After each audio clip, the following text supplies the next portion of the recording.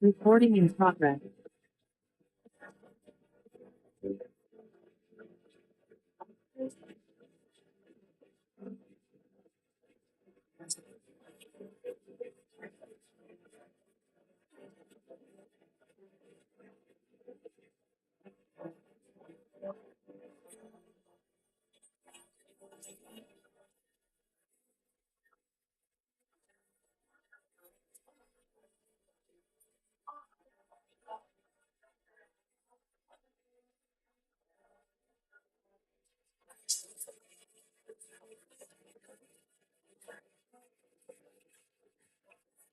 Dan kami pamit undur diri. Terima kasih.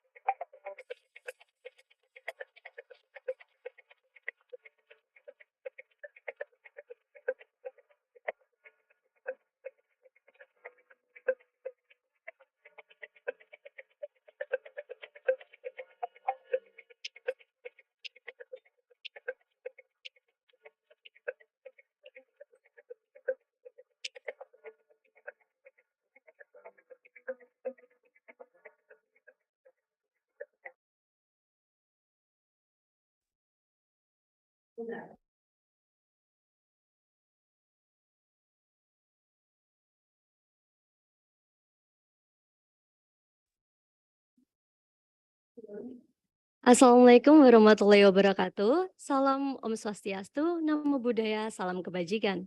Good morning, ladies and gentlemen. Best wishes to us all. My name is Habibah Diah Miranda, or you can call me Habibah. And here I'm as the MC for today's event. And I'm going to get you for this event from the beginning till the end. And by the way, how are you, everyone? You can call me. You can give me your reaction that represented your mood today.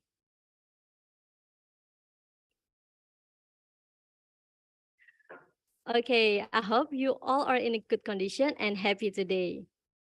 Okay, this is a great opportunity for me to be the master of ceremony in this webinar event talk 44 with the theme Transference of Knowledge through Traditional Art of Indigenous Instruction as the practical assignment of Introduction Events Management and International Cross-Cultural Communication subject on Applied English Major, page 2021 and 2022 Vocational College of Universitas Gadjah Mada.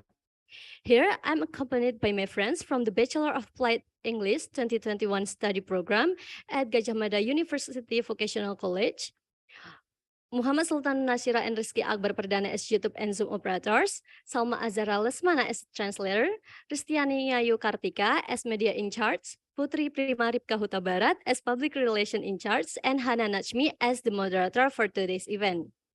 This webinar is in collaboration with Parami University and University of Yangon from Myanmar and the UGM Center of Excellence on Culture and Tourism.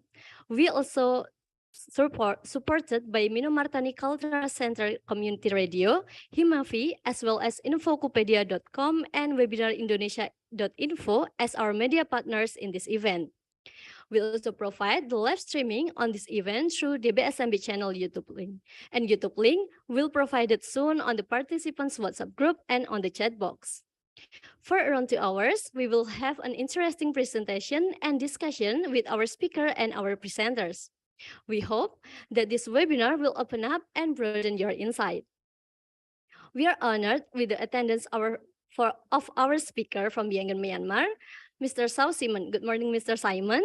It is a pleasure to have you here. Good morning. Thank you for having me. Okay, thank you, Mr.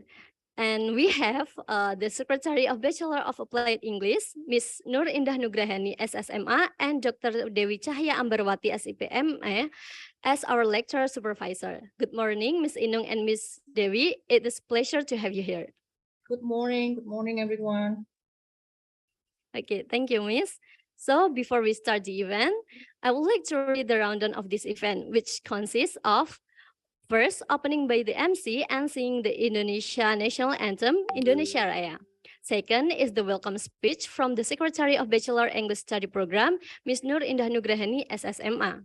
Next, the first main session is the presentation from Mr. Sao Simon, and it will be followed by the first Q&A session. Next, we have the second session is a presentation from Group 1 of UGM with the topic Indigenous People in the Modern Era, and from IKTL with the topic Transference of Knowledge through Traditional Art of Indigenous of East Flores or NTT, and will be followed by second Q&A session. Also, we have presentation from Group 2 of UGM with the topic Traditional Arts, Cultural Community and the Professions, and Universitas Udayana with the topic The Impacts of Mass Tourism on the Sacrality of Hindu Temples in Bali. This session will also be followed by the last Q&A session. And then we will have wording session for the speaker and the presenters. And last but not least, we will have a closing and photo session followed by the filling out and attendance form that will be shared on the chat box. Furthermore, please follow the rules for this event, which are the event will be held in English, but don't worry because we will provide the Indonesian translation on the chat box. For all participants, please open your camera and mute the microphone so this event can run interactively. And fill the attendance form that will be shared by the committee soon on the chat box. Do not leave the event without permission, and please rename your username with format institution underscore full name.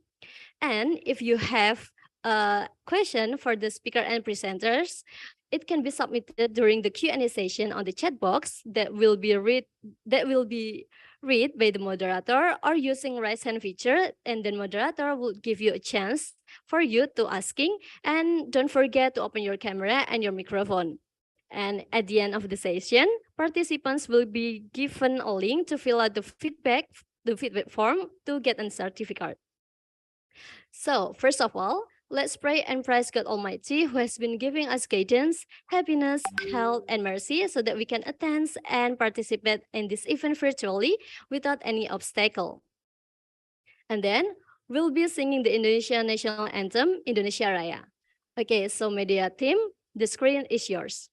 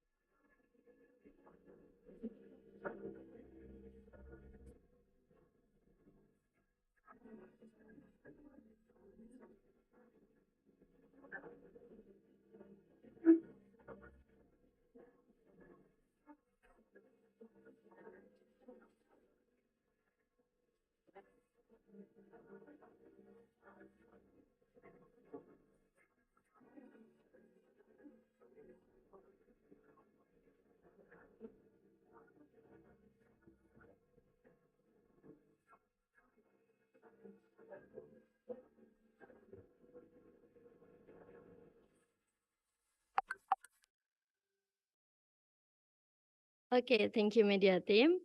Okay, so for the next session, let's listen to a welcoming speech from the Secretary of Bachelor of Applied English Study Program, Miss Nur Endah Nugrahani, SSMA. So, Miss Inung, the screen is yours. Okay, am I audible, Habibah? Yes, Miss. Okay, good morning, everyone. Assalamualaikum warahmatullahi wabarakatuh. All right, so a warm welcome and thank you everyone for joining this webinar that has been held by the students. So this is a webinar in collaboration between two different subjects, two different subject, which is introductions to events management and also international cross-cultural communications, which is taught by Miss Dewi. So I would like to thank everyone for making a great efforts in conducting this webinar. So this is part of your learning journey. The events for virtual events, and then you are inviting also people as the speakers, not only from our study program, but also students from Institut Keguruan and Technology, Institut Keguruan dan Teknologi Larantuka from East Nusa Tenggara, and also students from Universitas Udayana Bali, as well as one of our guest speakers, Mr. Sosiman from Myanmar, from Burma, and the topic itself is quite intriguing because we live in a modern time, but we should not forget what has been passed down from our ancestor, which is a local wisdom, what we call as traditional arts, and what we call as indigenous customs. This one is a collaboration, traditional arts of indigenous instructions, which means what is indigenous instructions? Is it it's the customs of maybe storytelling, is it? So I'm not so sure, but I am pretty much happy that you are able to do this webinar, which is collaboration between two different subjects, as well as collaboration between students, and as well as inviting other students from different university to be the speakers in these webinars as well. So I hope through this webinar, we all can learn about preserving local wisdoms, the traditional arts of indigenous instructions, although we are living in a modern time. So I hope everyone can enjoy this webinar. And I must say my apology because I could not join the whole sessions because I also have a class to teach today. So hopefully everyone can have a fruitful webinar and also discussion later on, practicing everything that you have learned from classes, as well as learning from different peoples in presenting from their presentations about different topics. So thank you very much, everyone. Assalamualaikum warahmatullahi wabarakatuh. Good morning. Waalaikumsalam warahmatullahi wabarakatuh. Thank you, Ms. Inung, for your speech. Okay, now without any further ado, let's go to the main session. Okay, let me introduce my fellow from the Bachelor of Applied English Study Program 2021. As I mentioned before, Hana Nachmi. Hana Nachmi will be the moderator for today's event. So, Hana Nachmi, the time is yours. Thank you so much for the brief introduction, Habibah. Hello everyone, good morning. My name is Hannah and I will be the moderator for today's event. Today's event is going to be about transference of knowledge through traditional art of Indigenous instruction with our amazing speaker from Yangon, Myanmar, Mr. Saul Simon. Thank you, Mr. Simon, for taking your time to share your thoughts with us here. And before we dive right into the sharing session, I think it would be nice to get to know more about our amazing speaker today. So, Mr. Simon, may I ask you to tell us a little bit about yourself?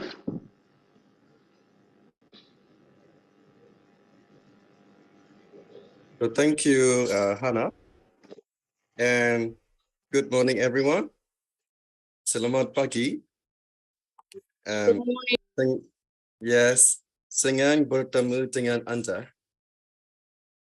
My name is Saul Simon, and I'm from Yangon, Myanmar. And I am a translator, teacher, and interpreter for English, Burmese, and my mother tongue, which is Karen language. And I am very happy and thrilled to be invited to such a wonderful event. And I didn't expect to be invited in this way.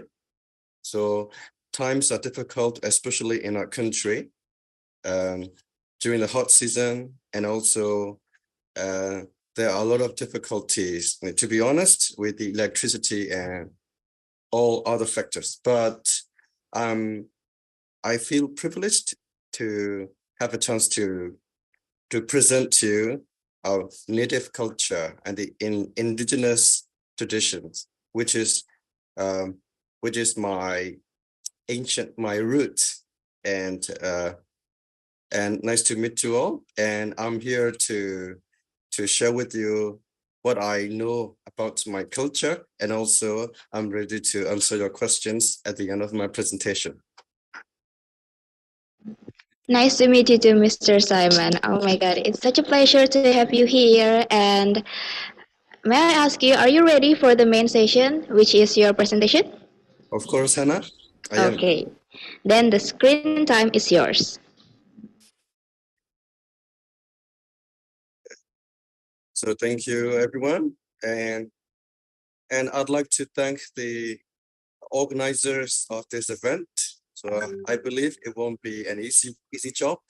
It's collaborative work between the students, the teachers, and so I've learned that it is not only from one university. It's a joint program between one like two or more institutions.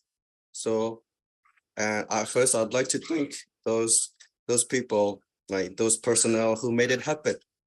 And when I received the title of this event, I must say I was moved because of the theme of it. It is about indigenous culture, and with this changing world, like the world is changing, and everybody is looking for ways to move on and live a modern life. But of course, it's really important to know, to learn about what our ancestors did and what our values are. So thank you for the event theme as well. And now allow me to share my PowerPoint. And can an admin please give me admission to share my screen? Kind of permission.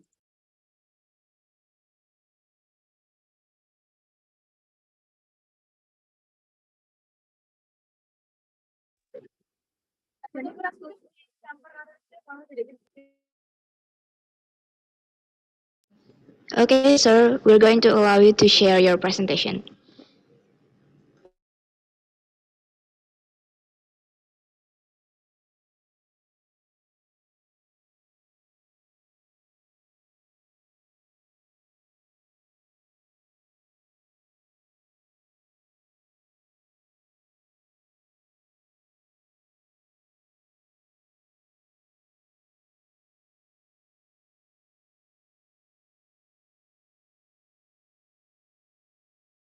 or maybe just if you can allow me to be a co-host, I think I can do that.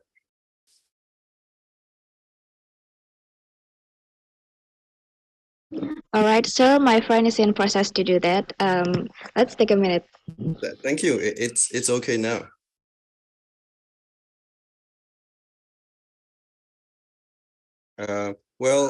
Before I start sharing my screen, I must tell you that I had a chance to visit Jakarta in 2012.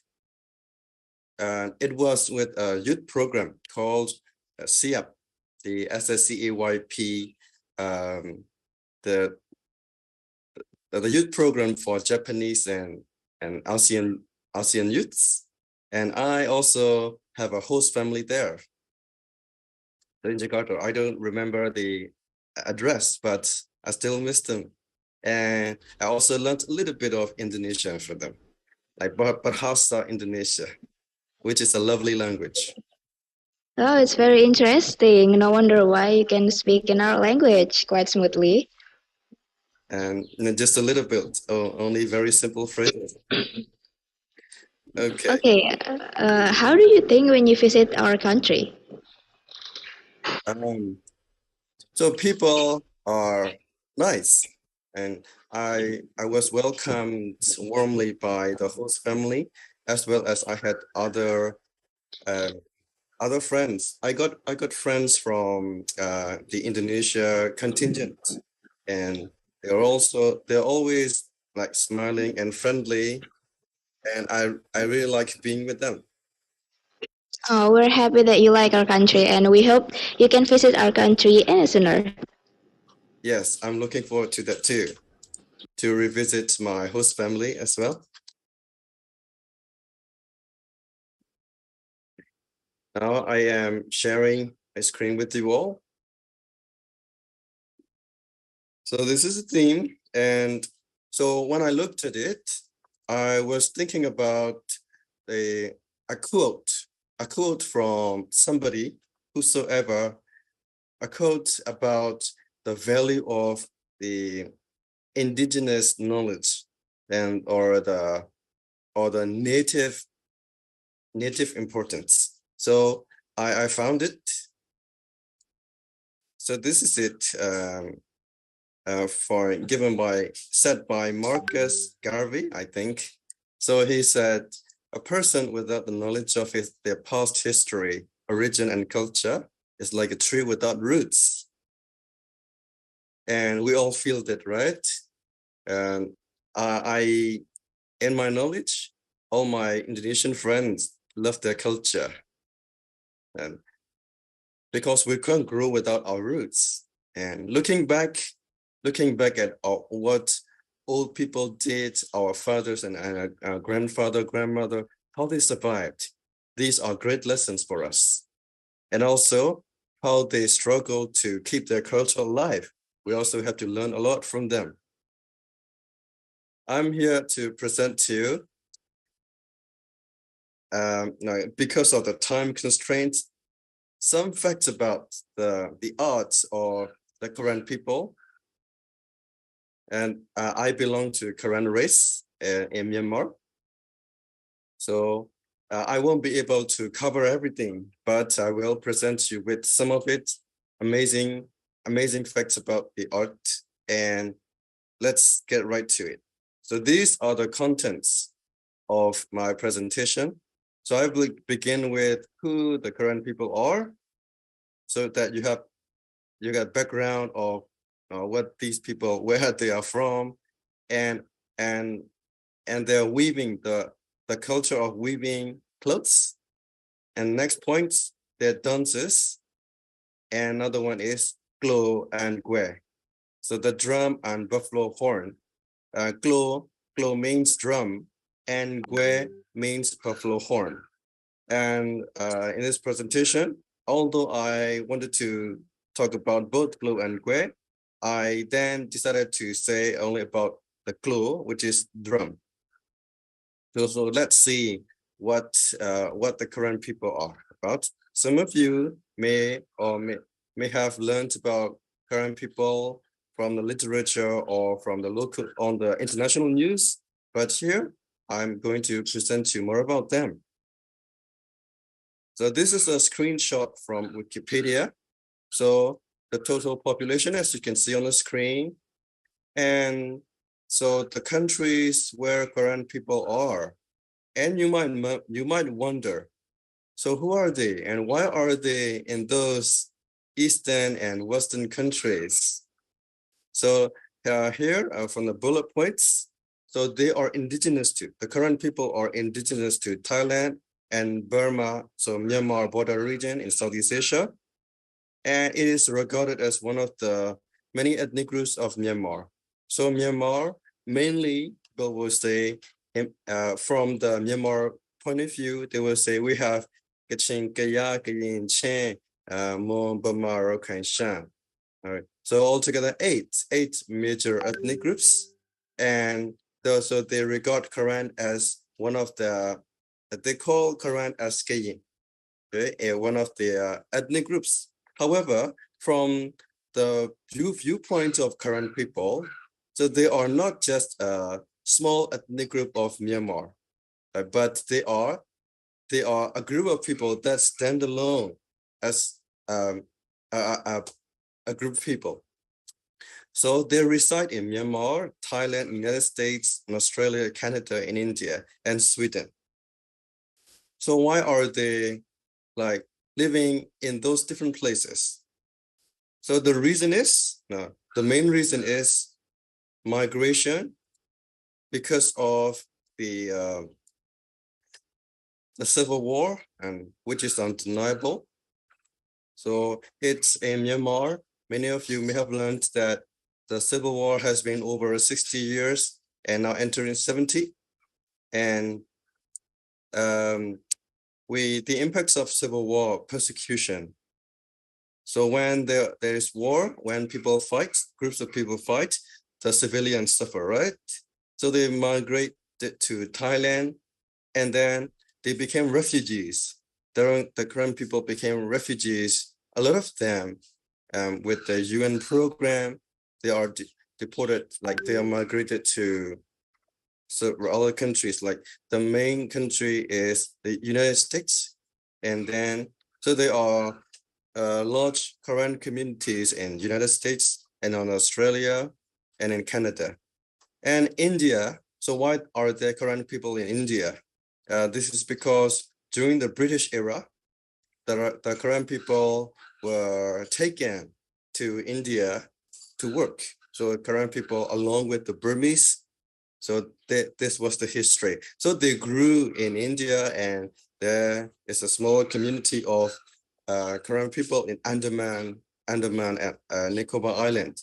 And Sweden, this is another country that like accepts the refugees. So this is the reason why Korean people are too many are out there in other countries.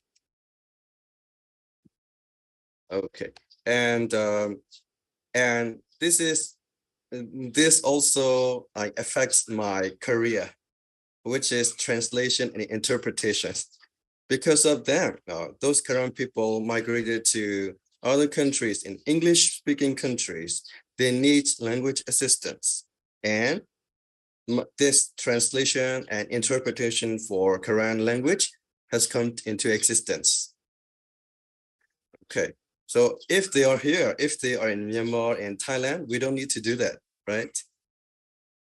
Okay, so this is the background of the Korean people, and it has the national flag, Korean people, but sadly, there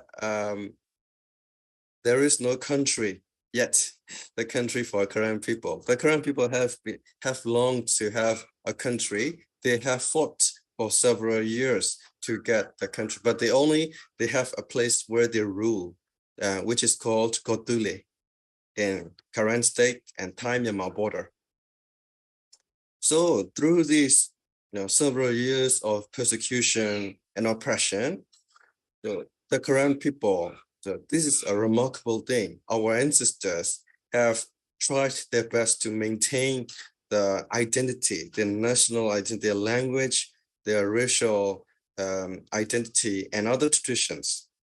So here, I am presenting you the first one, which is weaving clothes in a Korean style, Korean traditional weaving. So these are the steps.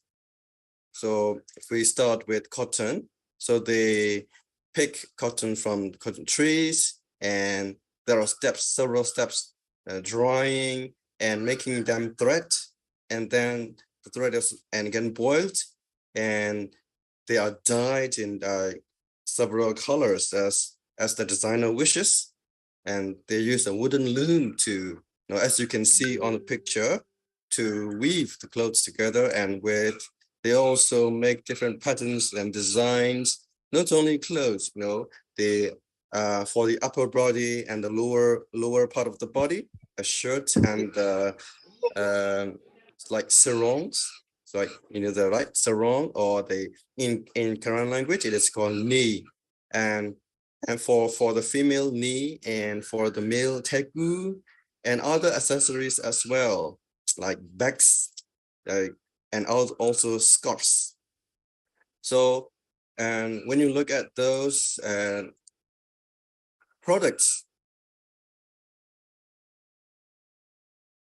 so this has to become like, this has to go through several steps, and you can see the strings, the threads, and it is kind of unique to like Korean people's dress, and it's a business. It's a local as well as international business. Like Korean people, by wearing those clothes, they identify themselves as Korean people, and I personally think they are beautiful, and they also come in different colors, right? And they also wear those clothes, especially in the New Year, and also in the weddings and other special occasions as well. So the current culture of weaving, so they teach us to take care of very simple things and do things step by step carefully, and to be creative in forming the patterns, and finally provide a very good clothing to the person who wears the clothes. So this is the first unique thing about Korean culture, and this is weaving clothes. And moving on to the second part, the second thing, it's dancing. So every culture has their dances, their unique dances, and I'm here presenting the 4 kinds of dances of Korean people. So the first one is called don, and another one is bamboo dance, and rice planting dance, and rope dance. So by looking at the names suggest the way that they dance. So don, and it comes from the sound when you strike a bamboo. Like, so when long ago, the Korean ancestors would like find some kind of instrument to play, and they must find out the bamboo, and they like strike it, and it sounds like dong dong dong, and then they have beats to dance to. So this is don dance, and you can find the don dance everywhere on YouTube, and the way they dance, and it's a dance that have to be danced in groups, and people have to practice a lot. And also bamboo dance, this is a dance that we can also see in other cultures as well. So please look at this photo, this one, the bamboo dance. You have seen it, right? In some places. So they have to dance. They have to switch from one square to another, so that they won't be hurt with the bamboos. Like the bamboos, they won't be stuck there.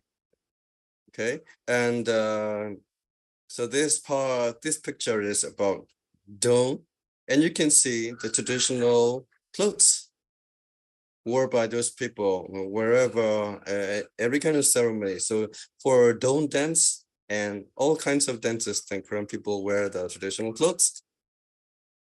And here this one is called rope dance. So what kind of dance is it? So they play a song, or maybe they sing a song, and while singing a song, they would dance and rotate in a circle. And at the end of the song, this all those strings are joined and woven to become one single rope. And this is really strong. And as you can see here, a thread have been forming here, but this is a collection of other ropes. So these dances and the other dance, but I couldn't find a picture of it. Rice planting.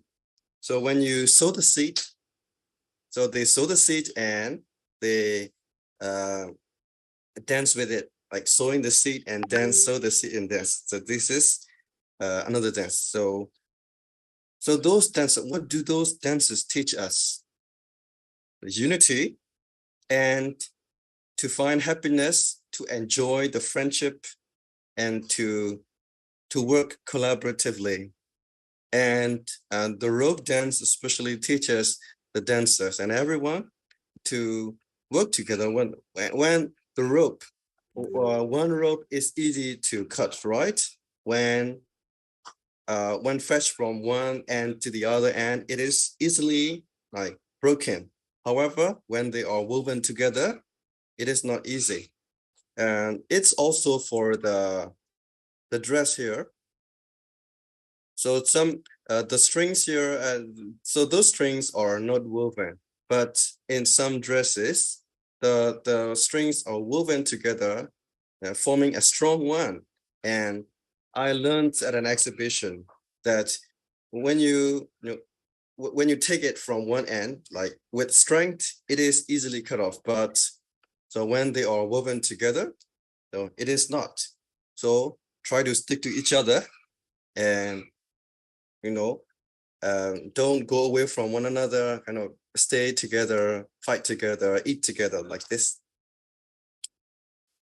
And this leads to the third thing, the third unique culture about drum. So drum in Quran, it is called glue. So it is regarded as the most precious possession. So in the past, the village or the house that has a drum is considered to be the richest. And there were even battles between villages in order to get the drum. And it made of bronze, and you can also find some different kinds of drums in other cultures as well. And this is a Korean drum.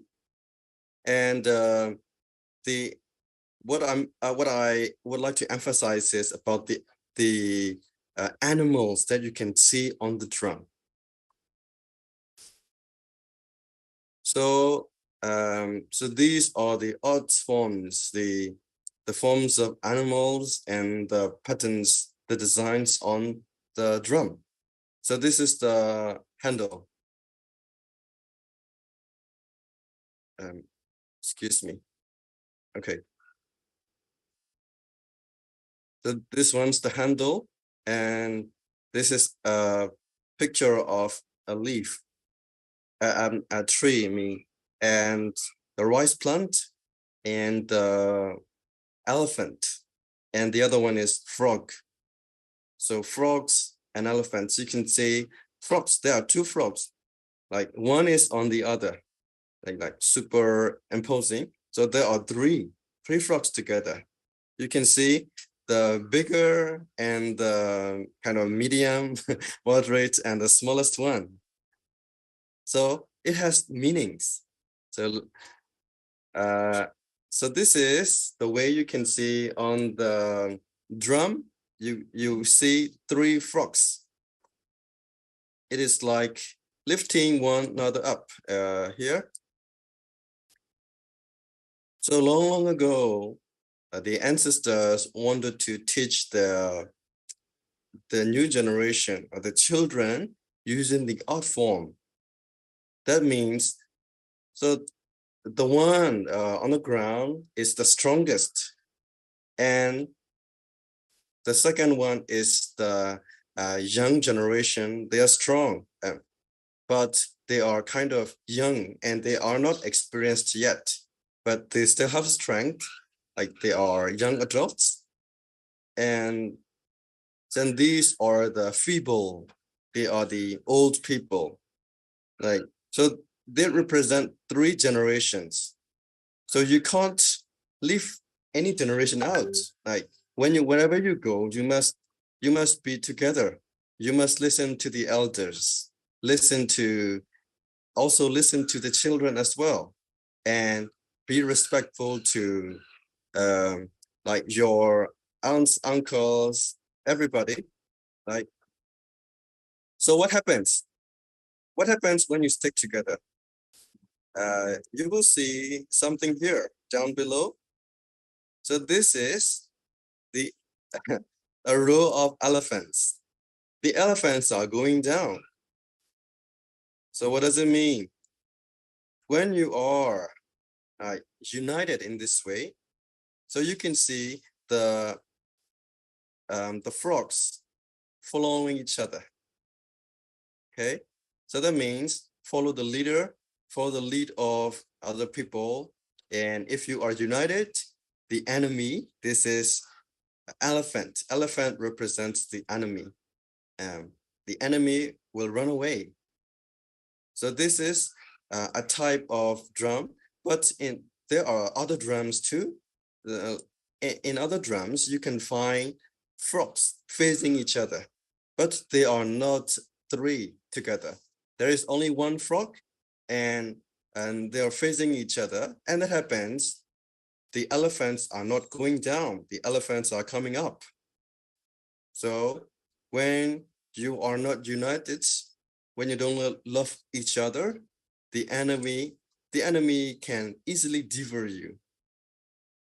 So when you look at drum, there are those moral lessons, life lessons to learn. Okay, so that's it.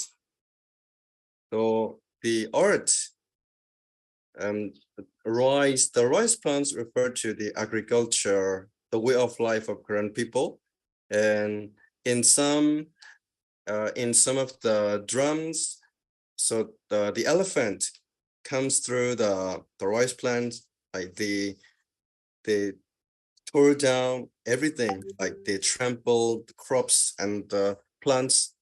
And there are also folklores. There are stories, bedtime stories, a lot of them.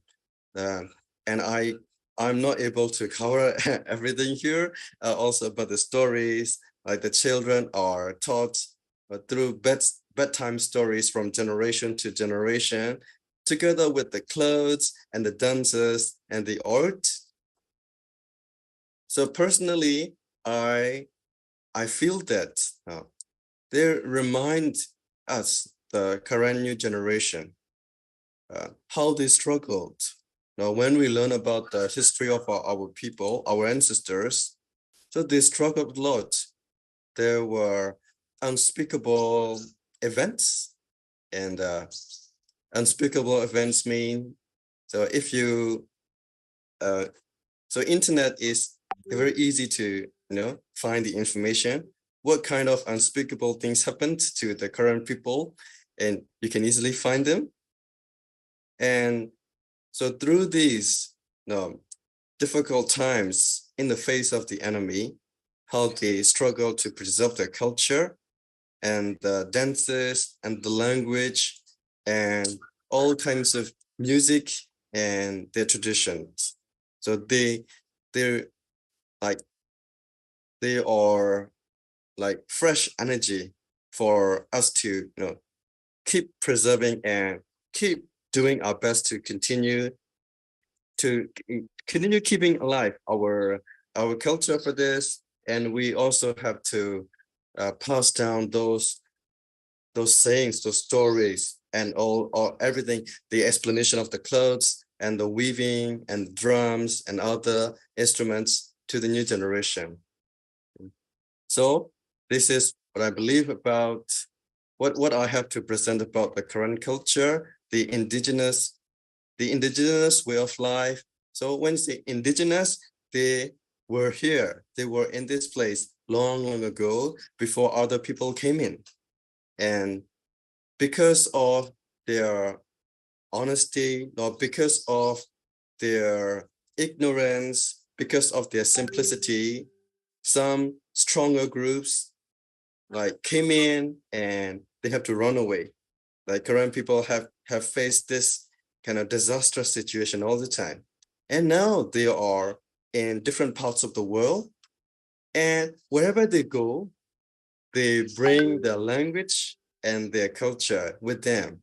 And that becomes a blessing in disguise. Now, Korean culture is thriving in the United States and Canada and in Australia and other countries. But in Myanmar, to tell the truth, in Myanmar, there is still oppression and the culture, and there is more Burmanization, the Burmese culture over all the ethnic groups. However, wherever we are, and the Korean people will be striving their best to keep their culture alive and keep these beautiful values and knowledge and to the end of their lifetime. And thank you very much for your attention, and I'll be happy to answer questions. This is the end of my presentation. Thank you very much. You're very welcome, Mr. Simon. Oh my God, that's so interesting. I would say that is very insightful for me personally because I'm rarely hearing about Myanmar, since one of the country in Southeast Asia that I heard the most is Thailand, because Thailand in Southeast Asia is very famous, yeah.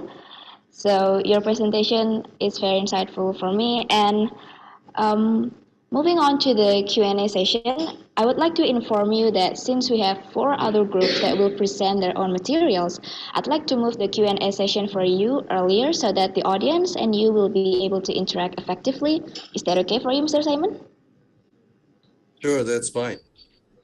All right, so everyone, we are entering the Q&A session now, and if you want to ask something to Mr. Simon, you may raise your hand or put your question on the chat box, and I will pick you one by one.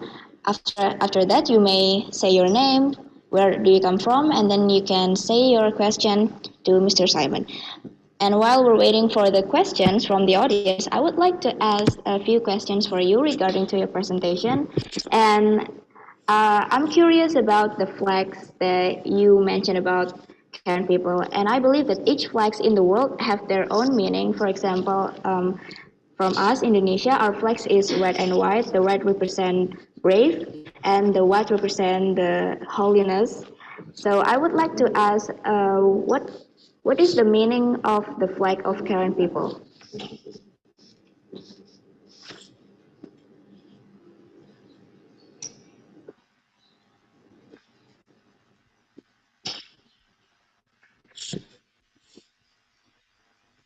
We have the colors, the red and white and blue.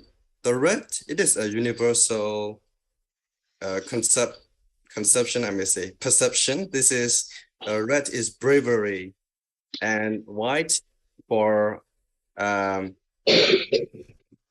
know, to be Purity, is that holy. Excuse me. purity, pure? Thank you, ma'am. Thank you, professor. Yes, to be clear in mind and to be pure, to have the purity, and blue for honesty, and the sunrise. The sunrise is for the generation to come, to shine and like to thrive. And you can see the drum over there, drum as a symbol of the current culture. So each Korean household. So that's it. Thank you so much, Mr. Simon, for the explanation. And for the second question, I would like to ask about the weaving. And I'm curious, you mentioned that the weaving is used for many, many occasions, including wedding. And I would like to ask, does the weaving for wedding has a specific colors? Because as we know, in Western culture, the bride need to use white to represent that they are pure, to enter a new life of marriage. So I'm curious, does weaving from Karen people also have a specific color? And in fact, it is up to the bridegroom and the bride. And they can choose whatever color they like. In my experience, when I looked at the photos, I didn't see any strange ones, like very sophisticated colors. They only choose simple, maybe one theme color.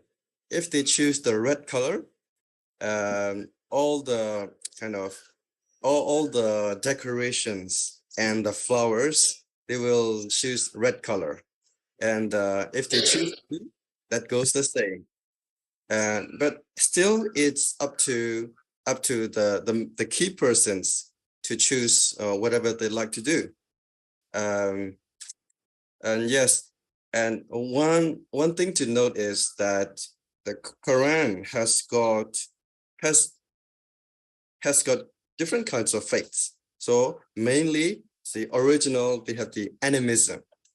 Animism, like praying to the gods of trees, the gods of forest, the gods of the sea, the animism. And later, they became Buddhists. And also when the missionaries, the foreign missionaries came in, and a lot of them became Christians. And there are other religious groups, other small religious groups as well. So when you go to Christian Quran wedding, you would see the Quran culture mixed with Western culture. So the Quran traditional dressed like in a design of the Western culture. So you will see mix of cultures. However, when you go to a Buddhist Quran wedding, you will see the culture very similar to the Burmese. So this is how it is. Thank you so much for the explanation. And I have one more question. Is that okay? Yes. Okay, so you have explained about a lot of dances from Karen people, and I'm curious about which dances have you tried, Mr. Simon? Okay. I would say don't dance. And the don't dance, it's really thrilling to watch people dance, and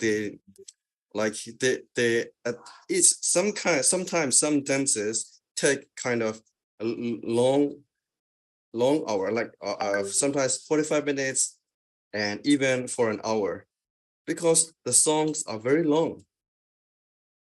You have the adult dances and the children dances. Of course, the children won't be able to make it to an hour, so they will dance for about 10 minutes, but the adults will go long.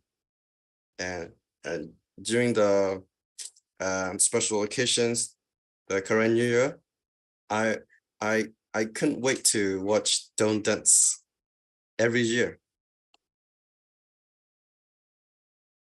Oh, that's a quite long duration. It's like a workout there, dancing and sweating. Of course, they are sweaty too much. And would you like to say a video of the dance?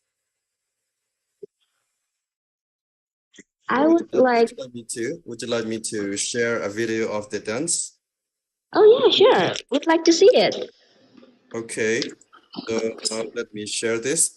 And it's easily accessible from YouTube. So let me get one from you for the audience as well.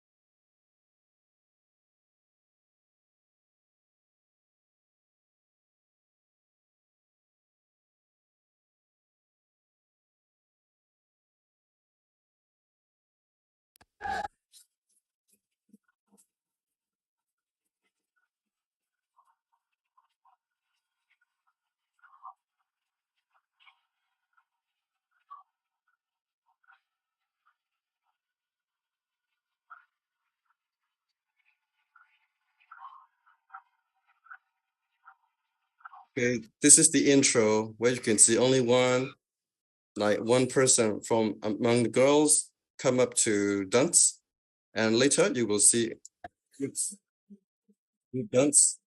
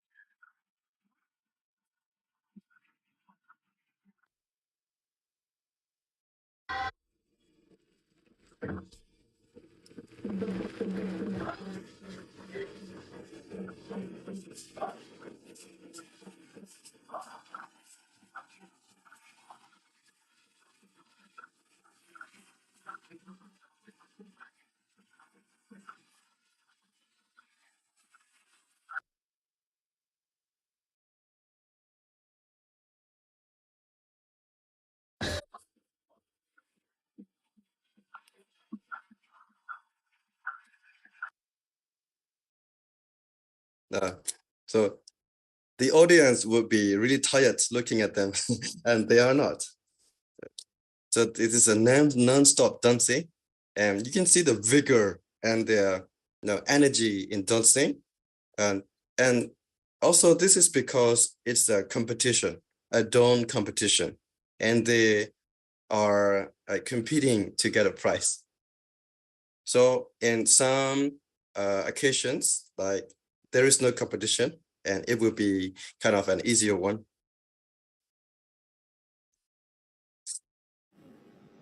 All right, thank you so much for the insight, Mr. Simon. And because the audience does not ask anything, perhaps because it's in the morning, their brain is still loading, I want to appreciate you so much for your information. And we're about to move to the. Hold on. I'm having a technical difficulty here.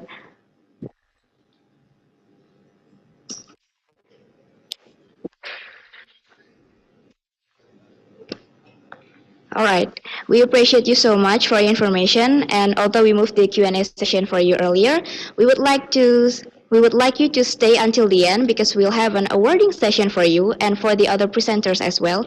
Is that okay for you, Mr. Simon? Yes, absolutely, Hannah.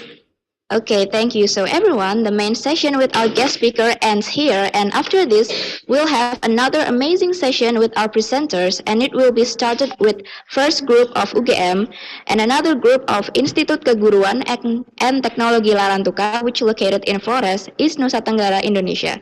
For the first group of UGM, the members are Zia, Afif, Melita, and they will talk about Greeks and the Mentai ones, a cultural exploration of a unique relationship. For our first group, are you ready? All right, ladies and gentlemen, here are the first group of UGM, and for Zia and Tim, time is yours. Okay, thanks for the opportunity. But before I start my presentation, our presentation here, I just wanted to check in my audible and visible.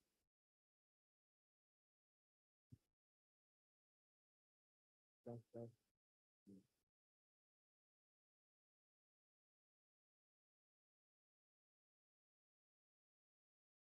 am I audible now?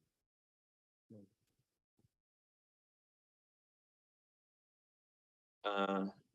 Am I audible? Yes, yes. Oh, thanks then. Okay.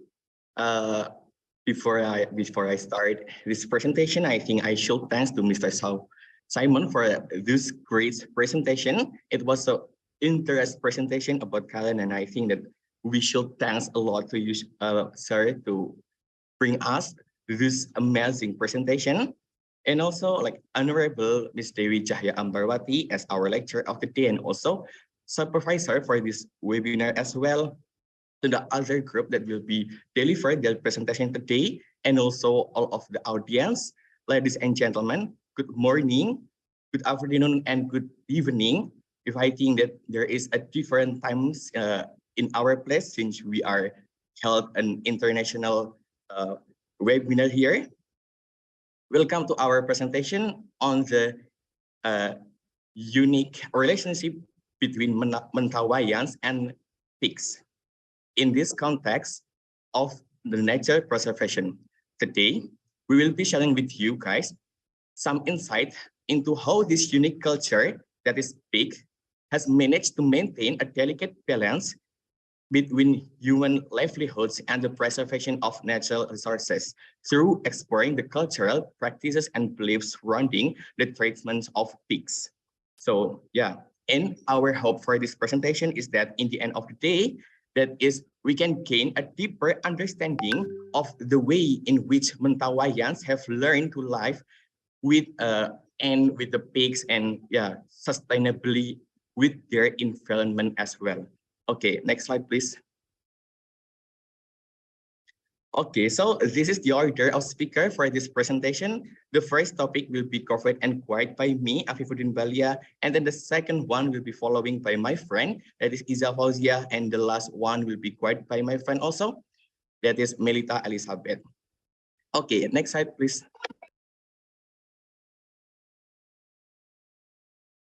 All right, then this is the topic that will be covered in this presentation.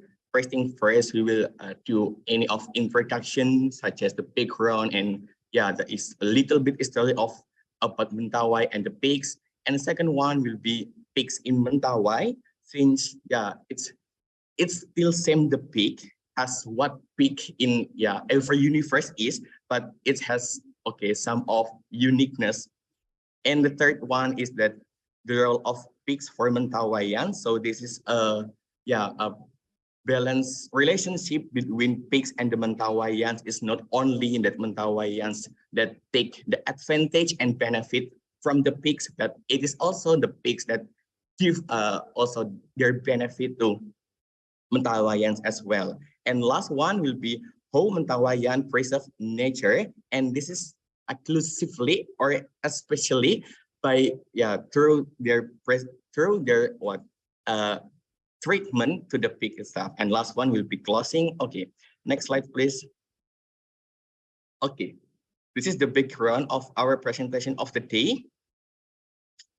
We take this citate from Ingold that argues that in studying the history and culture of human, especially when we are talking about some place, and in this topic is that we talk about an indigenous people that is have a very strong relationship between their as human and also with their environment, especially with the plant or the animal that exists in their place.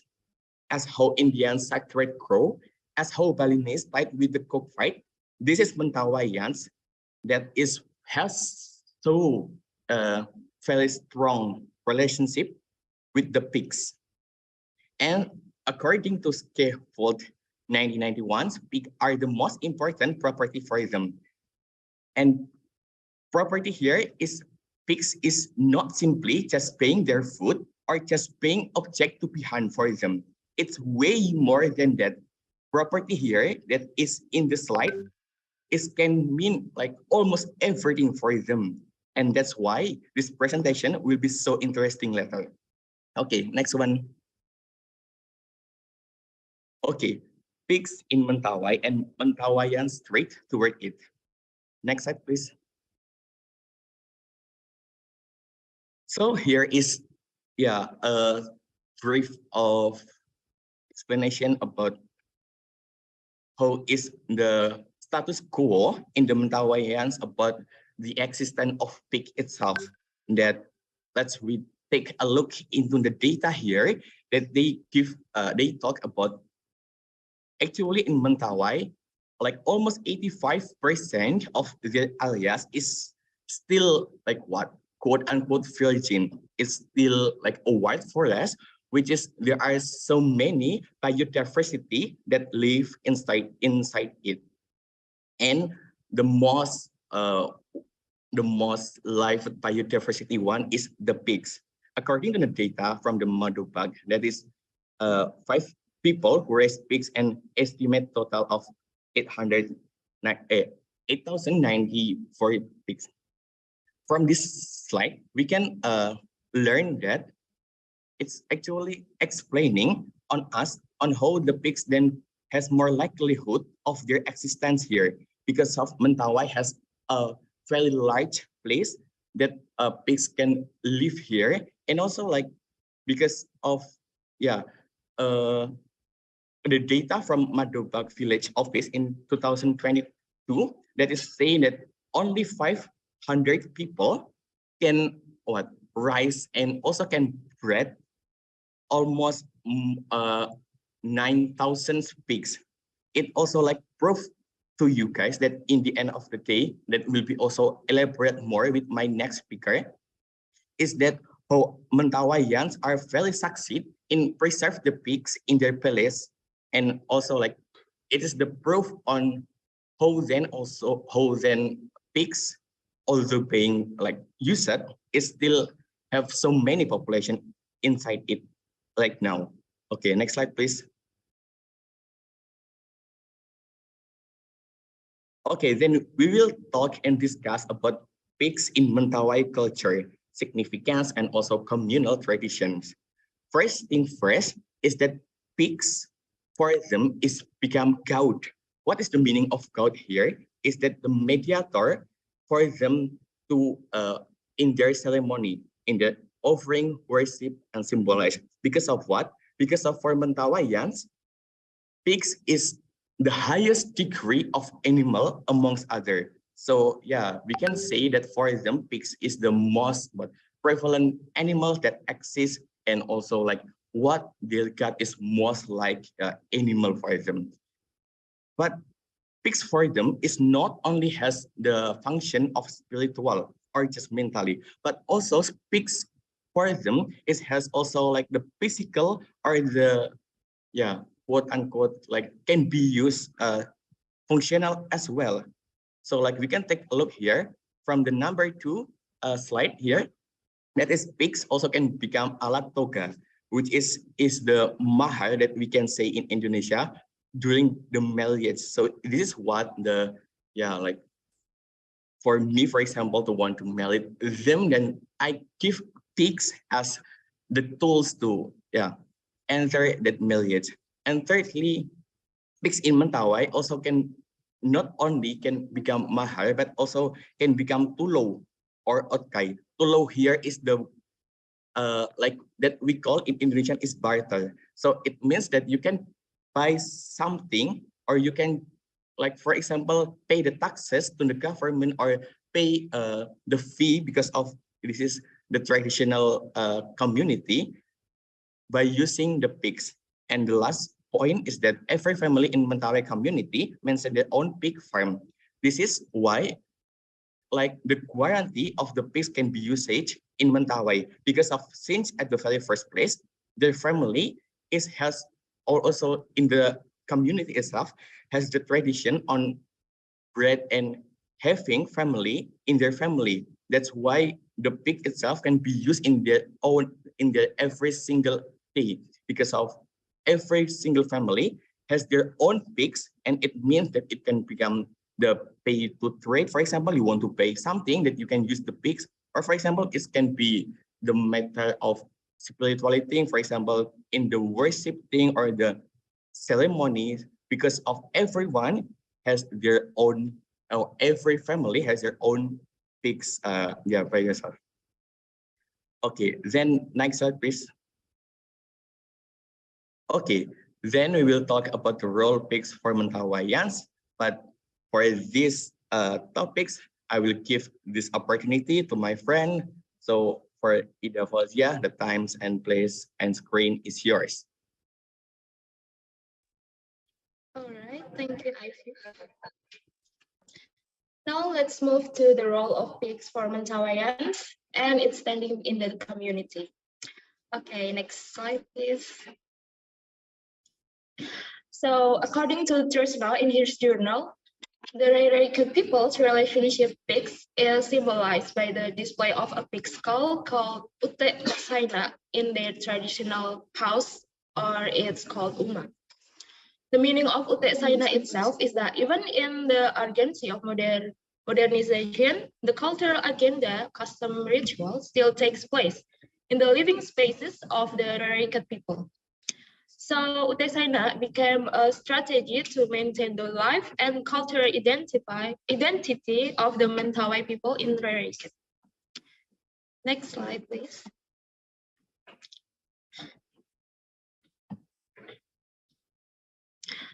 All right, and then usually the pig skulls displayed inside the Uma belong to pigs that have been involved of traditional ceremonies, while the pig skulls displayed at the Uma's entrance from hunting. And according to Mentawai people, this is regarded as a matter of prestige, wherein the greater number of pig skulls correlates with higher status among the Umas members. And then next slide, please. Now, the pig skull goes beyond being a mere decoration, a medium in rituals, or a symbol of cultural strength. It signifies the Rarikat people's resistance against external policies of development and modernization. There are two significant meanings that are conveyed. Firstly, is Utesaina serves as a means for the Rarikat people to preserve their cultural way of life. And then secondly, it acts as a symbol to uphold their identity as Mentawai people. And these symbols are continually interpreted, safeguarded, and represented through the medium of pig skulls. In essence, the pig holds great significance for the Rarikat people. It is highly revered by the spirit world and holds the highest status among all other animals. And it is considered the tribe's wealth, medium of communication, and irreplaceable in its position, surpassing other animals, plants, and objects.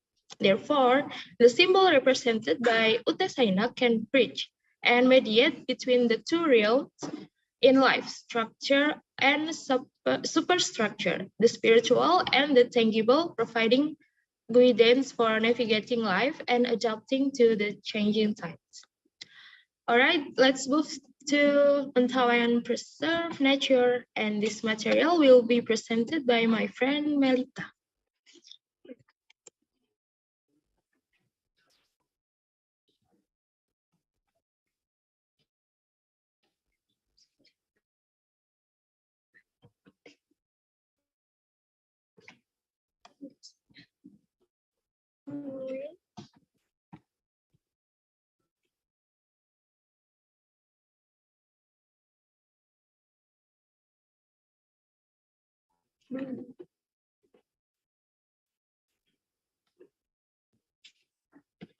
Okay, now let's explore how the Mentawai people preserve nature in their pig farming practice. Next slide, please.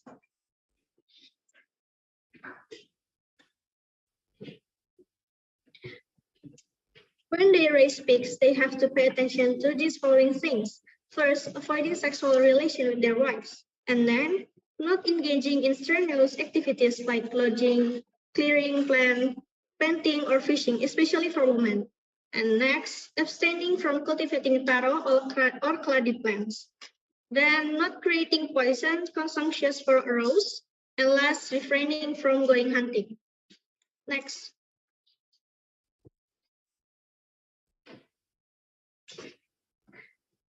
As mentioned earlier, violating the taboo set by the Sarereket community can have significant consequences. It is believed that such violation can lead to the failure of pig farming. Pigs fail because they are preyed upon by their natural enemies, the sabasnek. Failure can occur due to death of pigs in large numbers, which the community believes is caused by something called oiling. Pigs that are released from their pens may not return to the pen and go off somewhere else. This understanding highlights the importance of respecting this prohibition to maintain a harmonious relationship with nature. Next slide, please.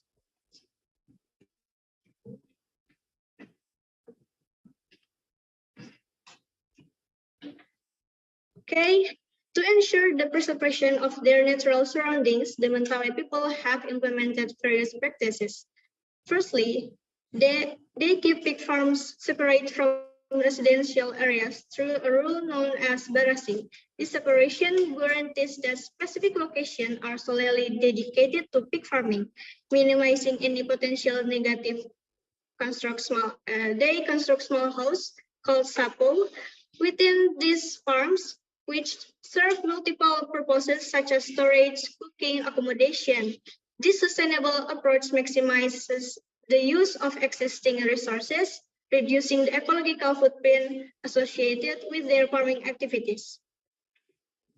And next, instead of confining pigs to pens, the Mentawaians allow them to roam freely in designated fields, distinguish ownership through cuts in the pig's ears. This practice aligns with a more natural way of raising pigs, enabling them to interact with the environment while minimizing the need for the extensive infrastructure. Next, a unique bond exists between Mentawai people and their pigs. When a feeding signal called tudukap is sounded, the owner's pigs respond, while others don't. This practice demonstrated their respect for nature and sustainable resources management, showcasing their dedication to preserving the environment for future generations. And next, in the terms of feedings, pigs are provided with a special food called serapik, made from locally available and abundant sagu. By utilizing local ingredients, the Mentawaian reduce their reliance on imported or resources-intensive feeds, the sustainable and minimizing environmental impacts. Through their adherence to traditional practices, the Mentawaians exemplify how a deep respect for nature can be integrated into their pig farming methods. These efforts not only ensure the preservation of their natural surroundings, but also foster a sustainable and harmonious coexistence between humans and the environments. Next slide, please.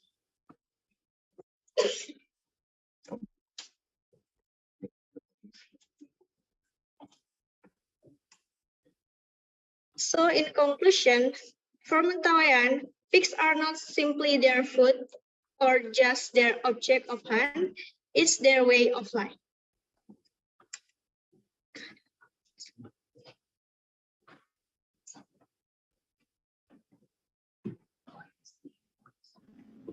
Okay, thank you so much, first group of UGM, for broaden our knowledge about Mentawai's people and their animal pig. And for your information, everyone, we'll have the second Q&A session after IKTL present their materials. So please pay attention until they finish their presentation. And before we get into it, I'd like to welcome the IKTL team members.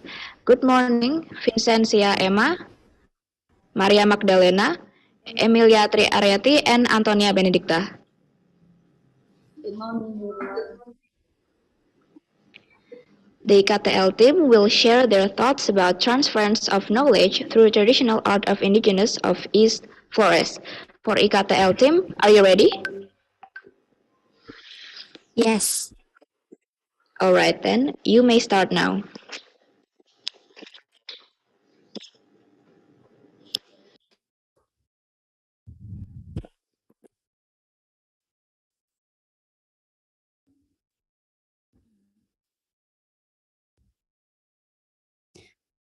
Good morning and may peace be upon us all. Thank you so much for the opportunity that has given to our group. We are a group from Institute of Teacher Training and Technology Larantuka.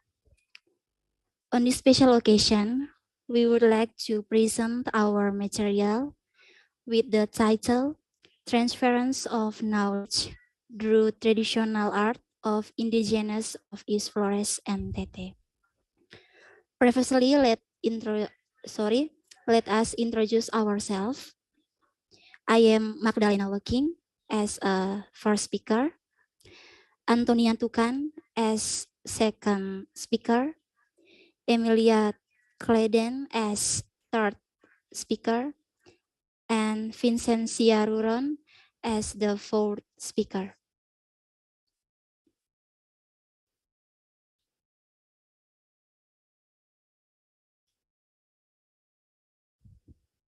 Well, in this discussion,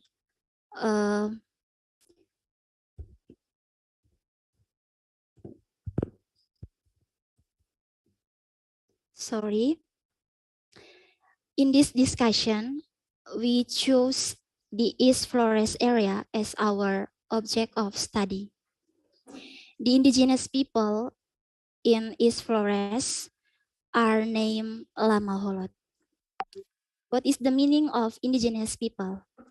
So well, indigenous peoples are distinct social and cultural groups that share collective ancestral ties to the lands and natural resources where they live, occupy, or from which they have been displaced.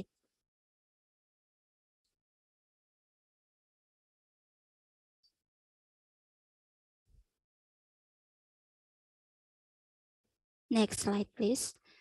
Well, thank you.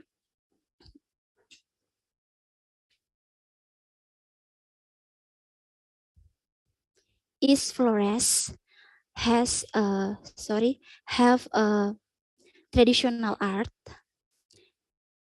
such as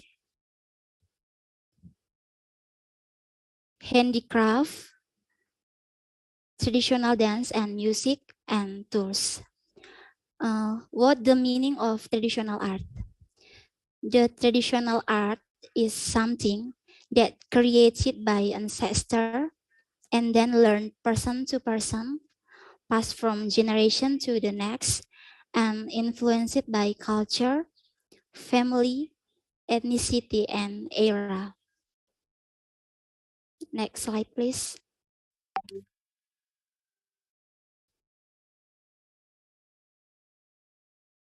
Thank you.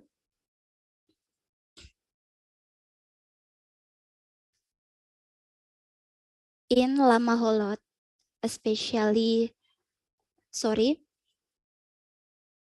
traditional art in East Flores, especially Lama Holot, have a lot of traditional art such as handicraft and weaving, traditional music and dance, and tours. All traditional arts are seen as uniqueness. That's all from me. For the next presentation will be presented by our team. So 3, time is yours. Okay, thank you so much, Anne. So the first is handicraft and weaving. Weaving is the process of turning threads into sarongs using traditional equipment. Same like the current weaving, but here we just focus on the symbols and meanings of weaving. For your information, weaving in East Flores is a form of respect for women. All regions in East Flores have weaving with different symbols with their own meanings. One example is Y balloons weaving. You can see the picture on the slide. Y balloons weaving have 4 symbols, consist of 2 main symbols, namely the flower symbol and the rhombus symbol, and the complementary symbols is talon symbol and the kanuma symbol. Flower symbols means love and hope. The rhombus symbol means good sign. The talon symbol means protection, and the kanuma symbol means always together. Next slide, please. So besides sarung or weaving, we also have kolis plate, or in bahasa we call anyaman lontar as a handicraft. We have a lot of kolis plate in everyday life, such as oha. Oha is a kind of floor mat made of palm leaves. And kniwi. Kniwi is used to store rice or corn. This is same like kara, but with the big size. And kara is used to store rice or corn, which is carried by being upheld. And nira is used to nira is kolis plate, which is used to fan the fire in the furnace. And bluetooth, bluetooth is a kind of cage or trap used to catch fish. And we also have kleka. Kleka is almost the same as pelira, but in a different form. It is used to sieve rice or corn. And the last is wajak. Wajak is kolis plate, which is used to store betel nut, or in Lama Holot language, we call huamalu. You can see the example of wajak in the picture on the slide. Wajak in Lama Holot tradition is one of the equipment that must be present during traditional ceremonies. For example, during a funeral or engagement and wedding event. Wajak is a symbol of life and also a form of respect for God, each other, and the universe. So that's all from me. The next slide will be presented by my friend. So Vincentia, time is yours. Sorry, Antonia, time is yours.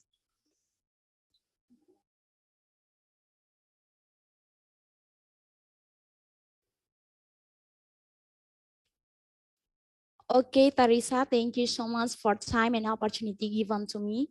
So this time I will explain about traditional music and traditional dance. The first about traditional music. Out in Flores, we will find some traditional instruments that are still in use today. These instruments were handed down from generation to generation. Here are the kinds of traditional musical instruments: gong, gendang, ukulele, seruling bambu, and gambus. Gong and gendang are usually used for customary ceremonies, wedding ceremonies, and pickup ceremonies, and the ukulele, seruling bambu, and the gambus are more often used in traditional singing and dance. As for the ukulele, seruling bambu, and gambus are often used to accompany traditional dance and song. In the Stray Flores region, there are some traditional dance that have survived and have been preserved to this day. They include the hedung, lusilerang and wede, muroae, dolo-dolo, and putelelu. The first about hedung. The hedung dance is usually performed during traditional ceremonies, pickup ceremonies, and the other ceremonies. The hedung dance, or so-called battle dance, represents the soul of greatness, the soul of the leadership, the soul of heroism. You can see on the picture this about hedung. And instruments used in the hedung and dance are matches and spears. The second about the lusilerang and wede. The lusilerang and wede dance were performed at the pickup ceremony. This dance is a symbol of the eagle's might, greatness, and grandeur. This dance costume is wearing sarung and long cloth. The third about Muroai dance. The Muroai dance is often performed during the wedding ceremony. This dance is a form of respect for the Tuan Belake. The next about Dolo Dolo dance. The Dolo Dolo dance can be done in a formal and informal setting. This dance symbolizes unity and peace. And the last about the Putelelu dance. The Putelelu dance is the spin treat. Okay, just it from me about traditional music and traditional dance.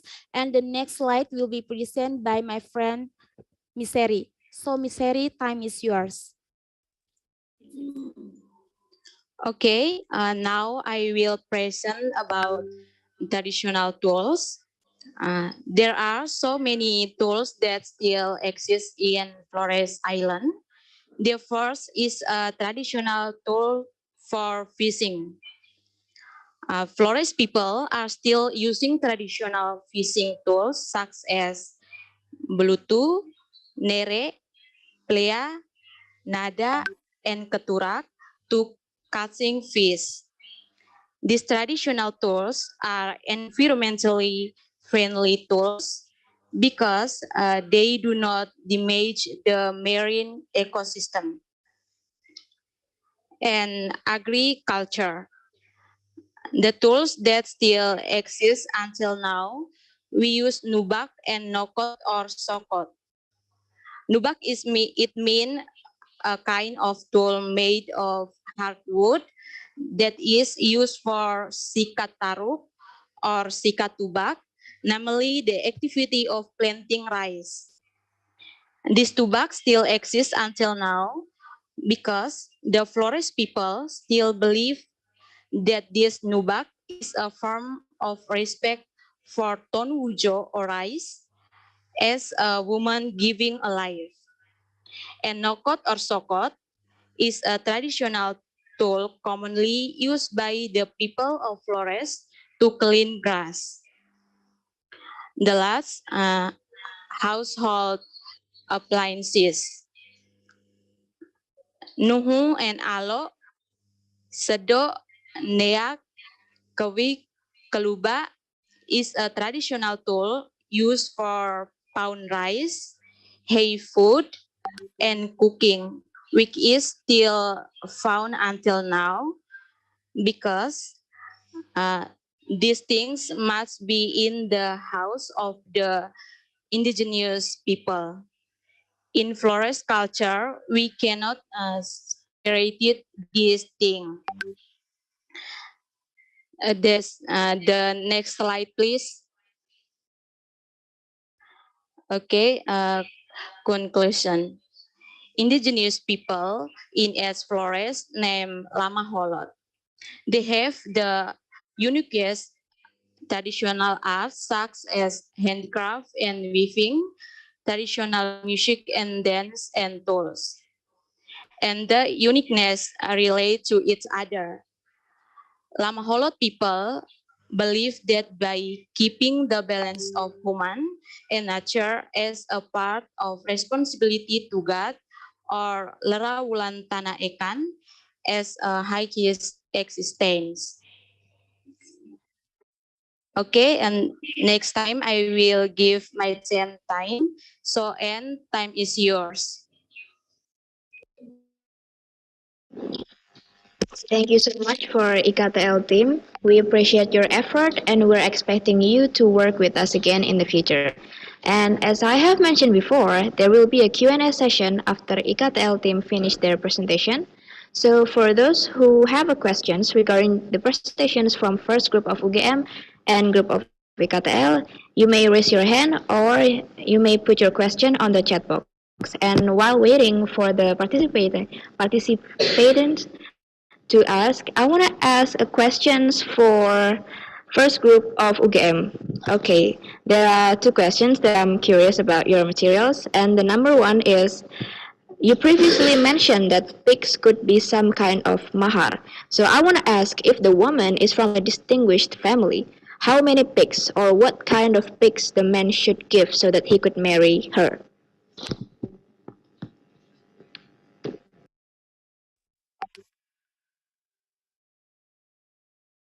Okay,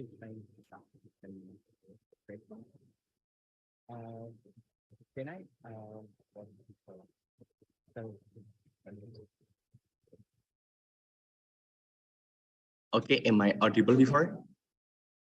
Okay, thanks. Yes. Thanks for the question, Kak Hana. And can I the commit give the sales screen of my previous PPT before?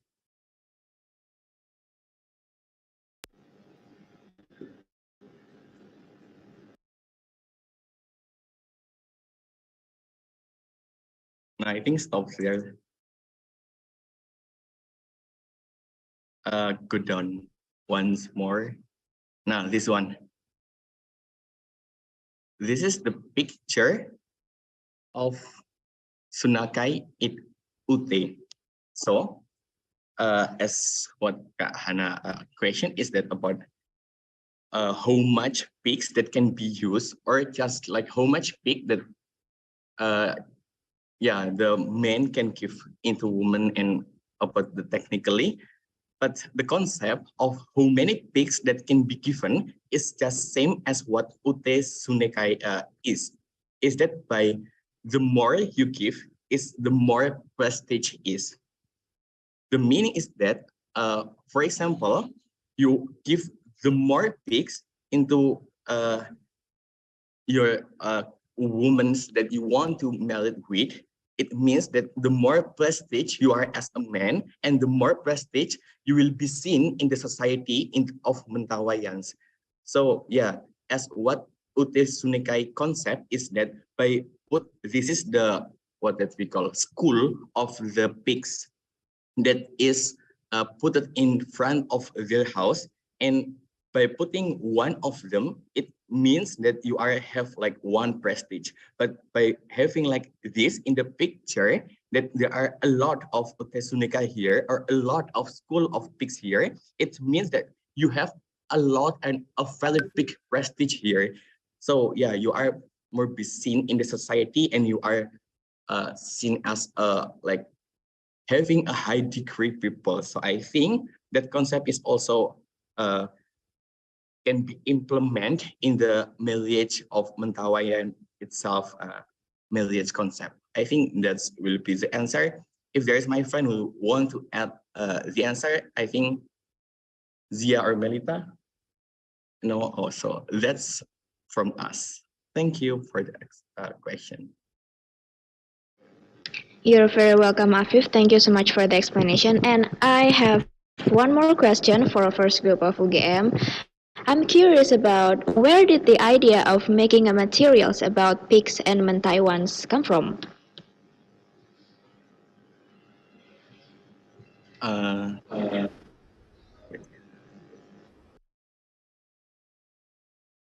I think if it's come to me, where the idea of using the pig for the Mentawayan itself, it's actually due to our lecture. Yeah, thanks to Miss Dewi who already gave us this insightful topic. But also we think that before we are already chose this topic, that is Mentawai topic. But we think that the topic is too general, that it make us it doesn't have any specific topic, and it's more look like just like Wikipedia presentation, which just give you guys like common information. Then why the pics that we take for this one? I think for Mentawai, there are actually other interesting topic that can be used in this presentation. For example, like the tattoo, because of tattoo for Mentawai is they have the oldest way of tattoo, but it's already being spread, and it's already being so famous, and it's already being the authenticity of the Mentawai. So we think that if, for example, we bring that topic, it will be not that interesting, or not will be that surprise anymore. But if we are, for example, take this big topic, it because of we live in Indonesia. Yeah, as we know that the majority of Indonesia has Islam religion, and it's so become very interesting because of Mentawai itself live in the Sumatra Barat, which also their belief or their religion as the majority is Islam. So the pigs here is something that is we think so catchy and so can be a topic that we can elaborate and we can take a research because of we live in it's become the minority of by using pig in your daily life. Meanwhile, you are living in the majority when they are like prohibit pigs, the usage of pig by from the food or just being eat or for example. I think that's will be the answer. Okay, thank you so much, first group of UGM. And there is one more question. This is the last question for first group of UGM. The question is from Universitas Udayana with the name of Agung Hariwarma, and I will read the question for you. He said that I am quite interested regarding the relations of pigs and Mentaiwan people. How are the relations between these pigs respecting culture with the local religious practices that may not share the sentiment? How do they live together peacefully?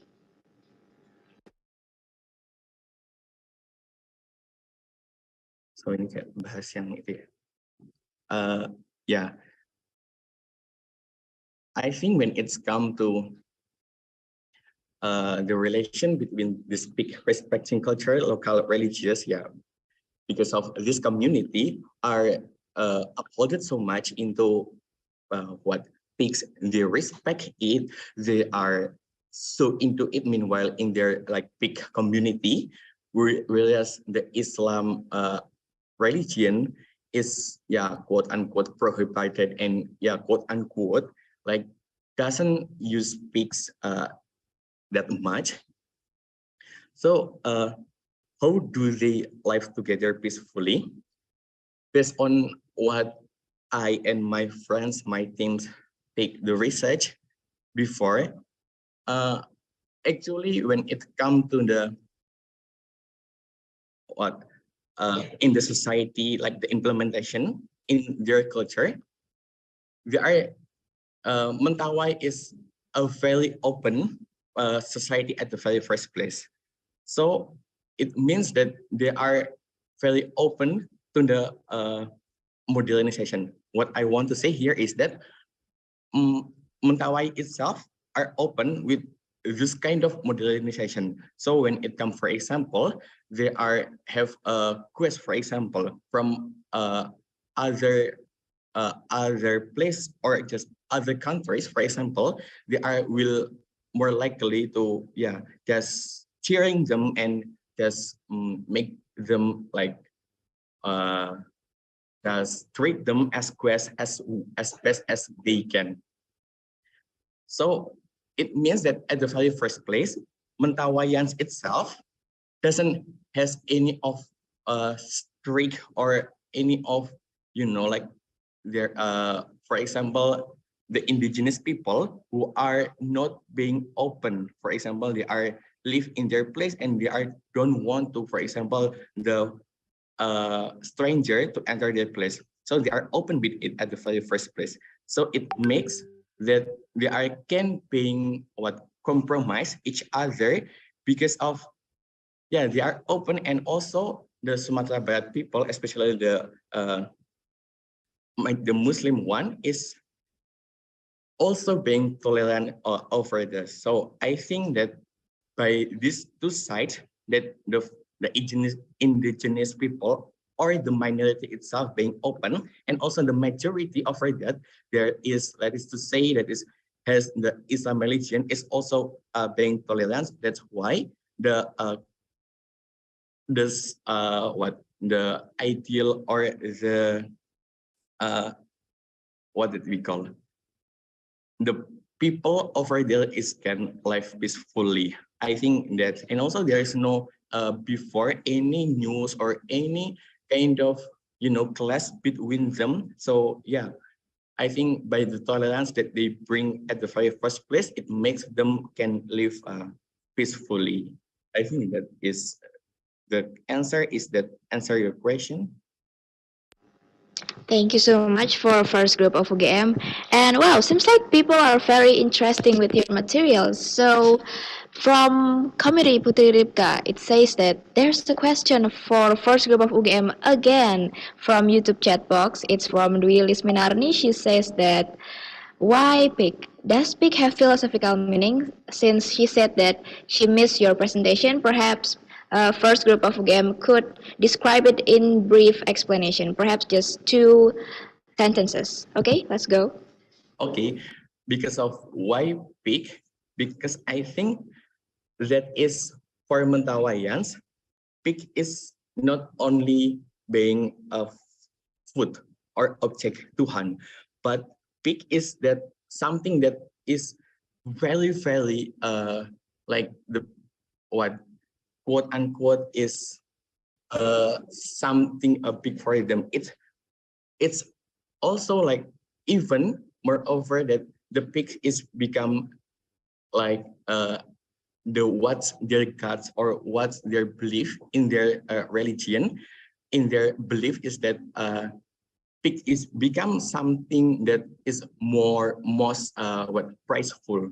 So that's why I think this topic is become so relevant, and this topic will become so interesting because of they see pig as something that very big and something that so high to be placed in the first place. So I think that's why we take this because of it's interesting at the very first place, and when we are take the researchment over it, it open our mind that it's like just it's even more interesting, and it's even more so like like wow. So like Mentawaians with the pigs are what that we call so appreciate it. I think that's is. Okay, thank you so much. That's finally the end of the questions for first group of game. So many questions for first group of game, yeah. And let's moving on to questions for IKTL group. Do IKTL group still here for Vincentia Emma? You may respond with reaction. Okay, there's a question for your team. It's from Agus Budiman. He says here that in the last material, it states that in Flores fishing still uses traditional tools. But can those of you who explain make sure that their 100% fishing still uses tool traditional and state the source from which you can suggest that Flores is still very guarded ecosystem?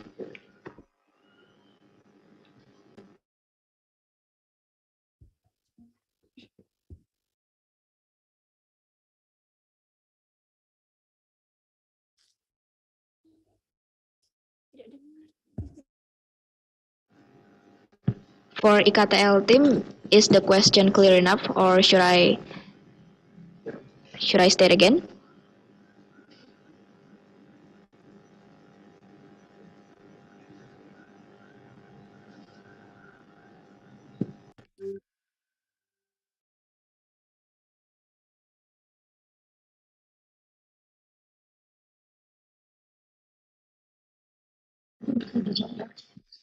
Okay, for IKTL team, because time is ticking, perhaps you may answer the question from Agus Budiman through chat box.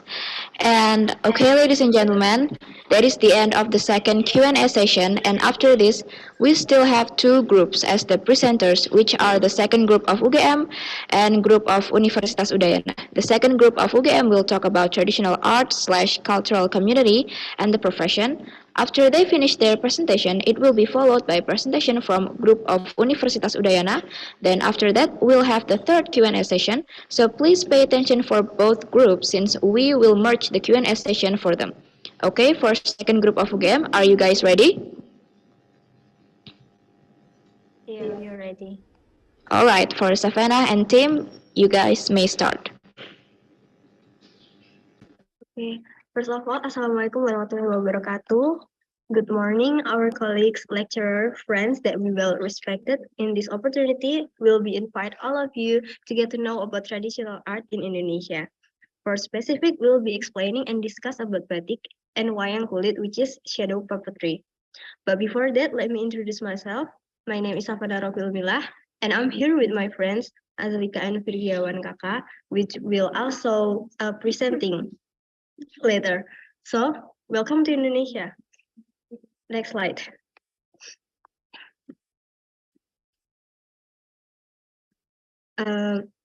Welcome to Indonesia. Indonesia is a country that has super rich traditional art inheritance. Traditional art in Indonesia includes various forms of them. There are the two that will be discussed today, which is batik and wayang kulit or shadow puppetry. Other than that, Indonesia also has traditional music instrument called gamelan and traditional dances like classical Japanese dance or even palace dance, and still many more. So for today's discussion, we will be inviting all of you to visit one of our destination that has so many traditional art saved in this city and well known by all over the country. Next slide. Next. So this is Yogyakarta. Yogyakarta is a home for a lot of traditional artists and professional performers that already got recognition both nationally and internationally. They dedicated their life to perfecting their craft and keep promoting art and culture of Indonesia in any form, such as painting, statue, ceramic, contemporary dance, theater, or even music, and still many more. On the professional artists that can a lot, one of the professional artists that can a lot of attention in this sculpture and painter is named Afandi. He was born in 1907, Afandi considered as a pioneer of modern art in Indonesia. His expressive paintings convey the same expression as the emotion of Indonesian people. Afandi's work have been exhibited globally and left a lasting impression on the art scene in Yogyakarta and its surrounding.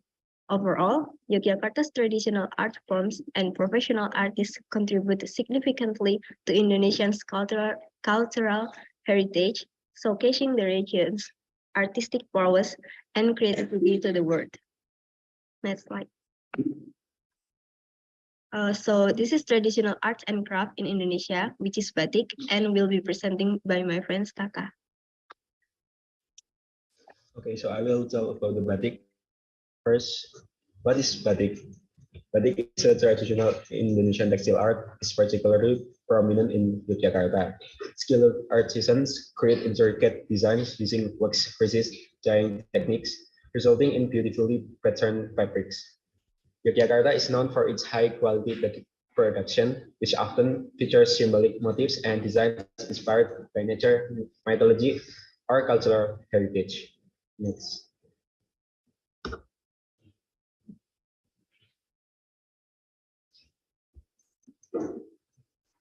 Next slide. So, how to make a batik?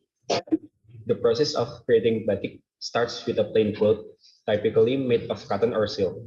The design is drawn on the fabric using a pencil or a tool called a chanting. Hot wax is then poured into the chanting and carefully applied to the fabric, creating a barrier that resists the dye. The fabric is then submerged into a dye bed, and the areas covered with wax retain their original color. After that, fabric is swirled or washed to remove the wax, revealing the intricate design. Next. So what makes the batik special? Batik designs vary greatly across different regions of Indonesia. Each region has its own unique motifs and styles, influenced by local customs, beliefs, and historical influences. Meanwhile, the city of Solo, also known as Surakarta, is famous for its intricate and detailed court-style batik, characterized by royal-inspired motifs. Batik holds significant culture and symbolic value in Indonesian society. It's worn during traditional ceremonies. So what achievement that already batik had? In recognition of its cultural importance, UNESCO designed Indonesian batik as a masterpiece of oral and intangible heritage of humanity in 2009. This recognition has helped to preserve and promote the art form both within Indonesia and internationally. Batik has become a symbol of Indonesian culture and diplomacy. It is often present as a diplomatic gift to visiting dignitaries and foreign leaders. representing the country's rich cultural heritage and fostering cultural exchange. Next. Next, I will tell you about one of traditional art performance in Indonesia, that is wayang kulit. Next. So what is wayang kulit? Wayang kulit is a traditional Indonesian art form using literal puppets manipulated behind a backlight screen. It depicts stories from epics like Ramayana and Mahabharata, along with local folklore. Accompanied by gamelan music, skilled puppeteers bring the puppets to life, creating shadowy silhouettes and narrating the tales. So, how wayang kulit was made? The puppets used in wayang kulit are made of intricately carved and perforated leather. These puppets are carefully crafted by skilled artisans. They are created detailed and expressive figures representing characters from mythological epics like the Ramayana and Mahabharata, as well as local folklore and historical events. So you guys must wonder how wayang kulit was performed. It will be told by my friend Aslika. Okay, so now I'm going to continue the presentation. So how to perform wayang kulit. So wayang kulit performances take place on a small stage. So usually people will create a small stage with a fabric screen serving as a backdrop. And then usually people would have a light shooting from the back. And then the puppets are manipulated by dalang. And dalang is the person who plays the puppets and who voices the puppets as well. And the performance is also accompanied by a traditional orchestra known as gamelan. And I think all of you guys know what gamelan is. It's a very well-known traditional instrument from Indonesia. And the dalang not only operates the puppets, but also voices all the characters using distinct voices and expressions to differentiate between them. So the dalang must have a certain characteristics to each puppets that the dalang showed during the performance, so that people who's watching the wayang kulit performance would differentiate the different characteristics as well as the intonations. Next slide. So what wayang kulit performs? So the answer is that the stories depicted in wayang kulit often explore moral and ethical dilemmas, emphasizing the battle between good and evil and imparting lessons and values to the audience. And as the time goes by, wayang kulit performances also evolve in terms of the story that they tell. They also apart from the religious and mythological narratives, wayang kulit serves as a form of social commentary, reflecting current events and societal issues. Next slide. So the next one is that we're going to give you a little bit of a recommendation of a place that you guys must visit in Yogyakarta, which is Pakabul Batik Painting Art Gallery.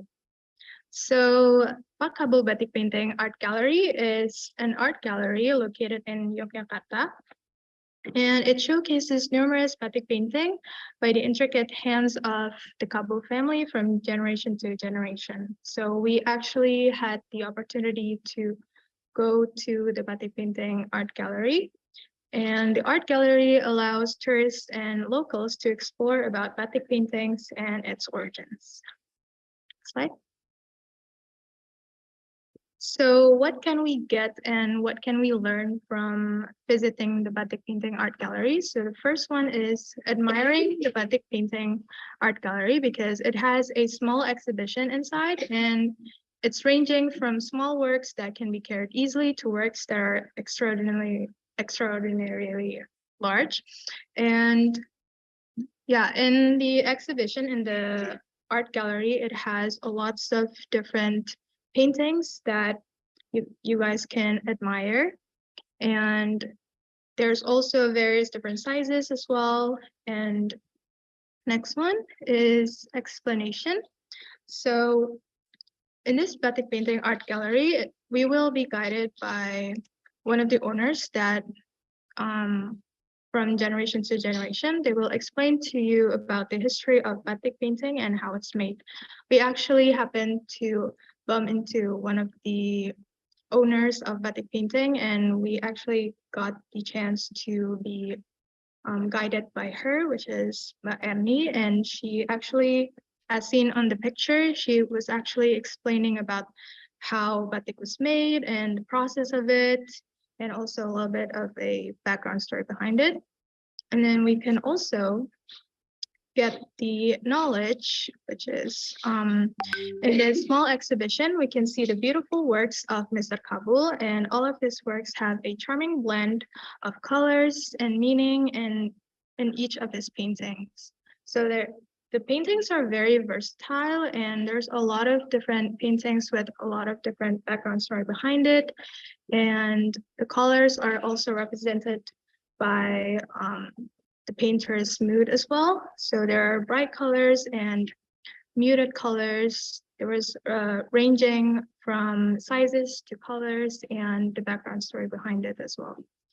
And we can also get the experience, which is you can request to try to make batik painting for free, and they will guide you on how to do it correctly. So we actually had the chance to make the batik as seen on the picture. We actually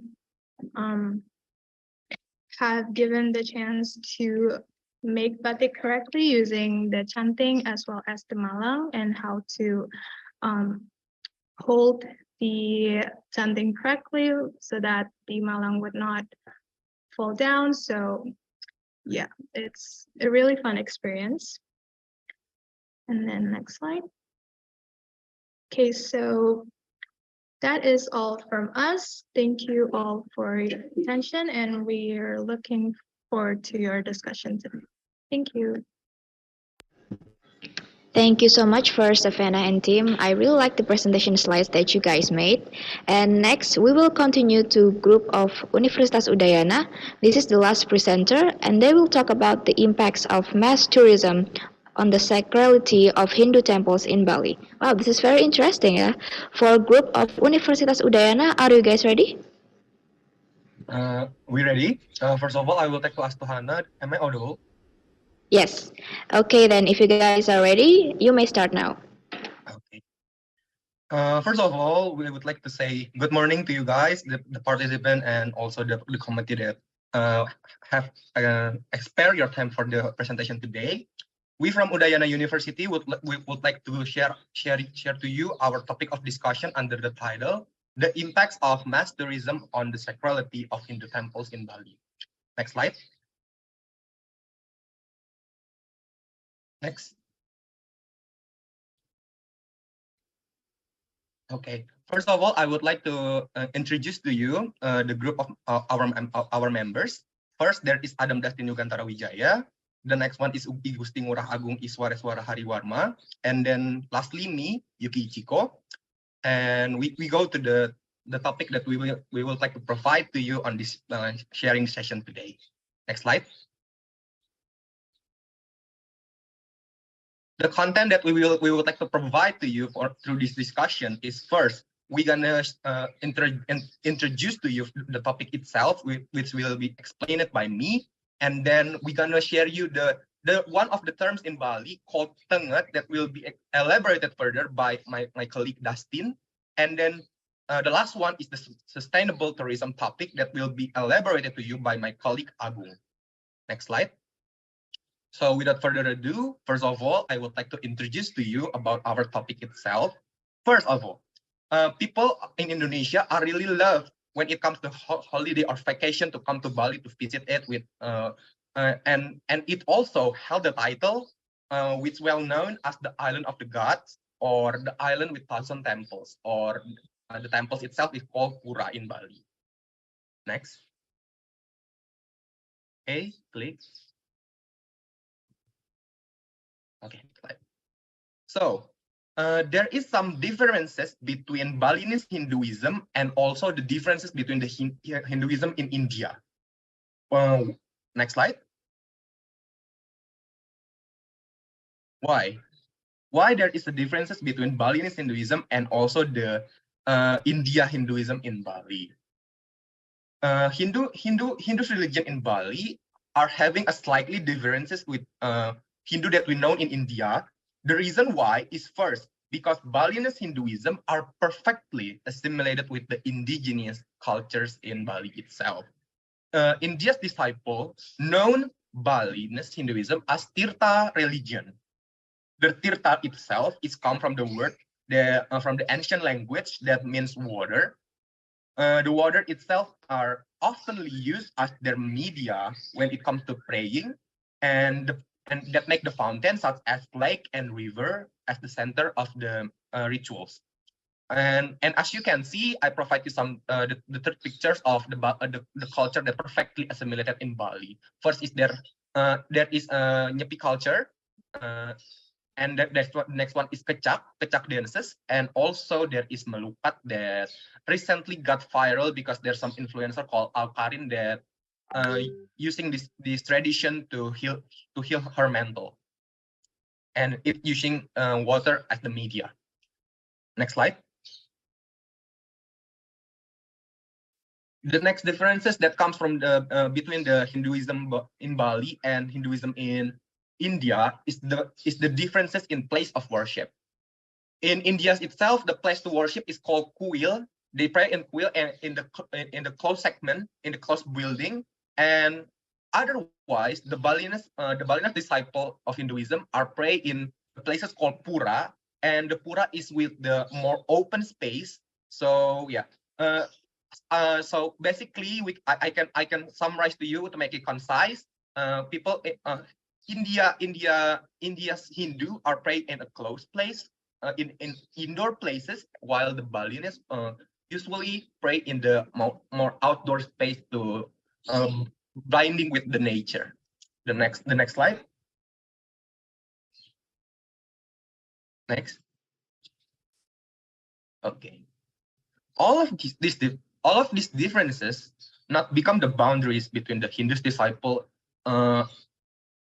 between the Balinese Hinduism and also the India's Hinduism. Otherwise, there is some situation that makes this thing affecting the way of the socializing and also the way we respect each other. The aspect that we're gonna talk about is the intolerances and also the disrespect. So yeah, as we can see in this PowerPoint, the intolerances and the disrespect does affect the way people socializing and also the way to people to respect each other. And I will provide you some of the two cases, which is, can you next slide, put on the next picture, the two picture. As you can see, there is two cases that recently happened when it comes to the tourism in Bali. The first cases is there is a foreign tourist that held a naked photo shoot in one of sacred places named Kayu Putih that located on Desa Tua Tabanan. These sites are sanctified by the local community. And also, these sites are located in Pura named Pura Babakan. That is for the first cases that come from the foreign tourism, but there is also a cases that come from our local tourism itself. And these cases is recently are happened by one of the influencer that viral with her slang that called Papi and Mami itself. And the name of the influencer is Farah Saidi, aka also known as Miluf. The cases that happen is she take a picture posing with her middle finger that take place in front of one of the pura that located in Bali called Pura Ulundanu. This Pura Ulundanu is located in Kintamani, South Batu. Okay, next slide. Okay, by all the things that I already elaborated so far, we come to one of the guiding question.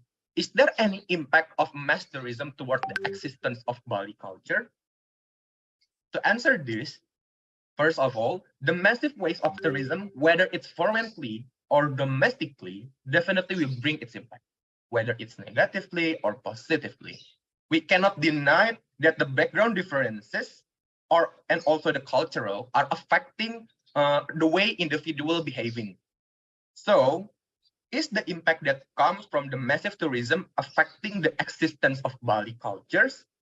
To make you guys more understand about this question, to make you guys can answer the question, we also will elaborated to you one of the terms in Bali that called tenget, that will be elaborated to you by my colleague Dustin. So I'm signing off, and for Dustin, the time is yours.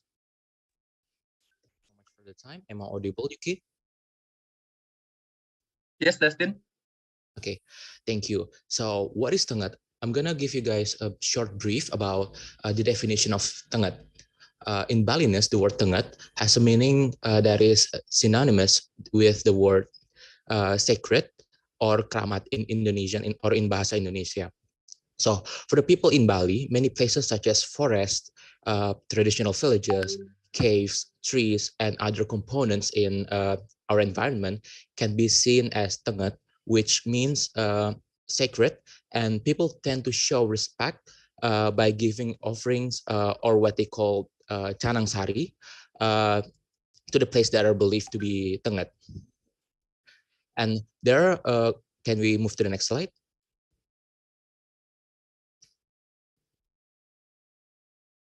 Okay, and there are some characteristics to be for the places to be considered as tenget, and the first one is trees, which are believed by the people to be haunted because of the frequent occurrence of supernatural events, and the second one is in Balinese we call karang panes, which can be interpreted as a yard that is not good to be used as a place to live, because it is said that the people who occupy or inhabit will often get into disasters such as like fight over trivial matters, subject to slander, disturbed by spirits, etc., etc. And lastly is pura in Bali, which is used to portray as tenget, especially pura dalam, that are considered to be the most tenget pura in Bali. So as you can already see on the screen, on the top left is the picture of trees that be considered as tenget, and on the bottom left is pura dalam. Can we move to the next slide? Okay, and what are the local Balinese usually do for the places that consider tenget? In Balinese culture, it is believed to be in a place that is considered tenget, that is considered sacred. In order to get safety, Balinese people usually do these following things depending on each tenget places. And I'm gonna give you guys three circumstances. The first one is to deliver rarapan, which means as offering, expression of gratitude because God has provided safety and serenity for his people who are in that place.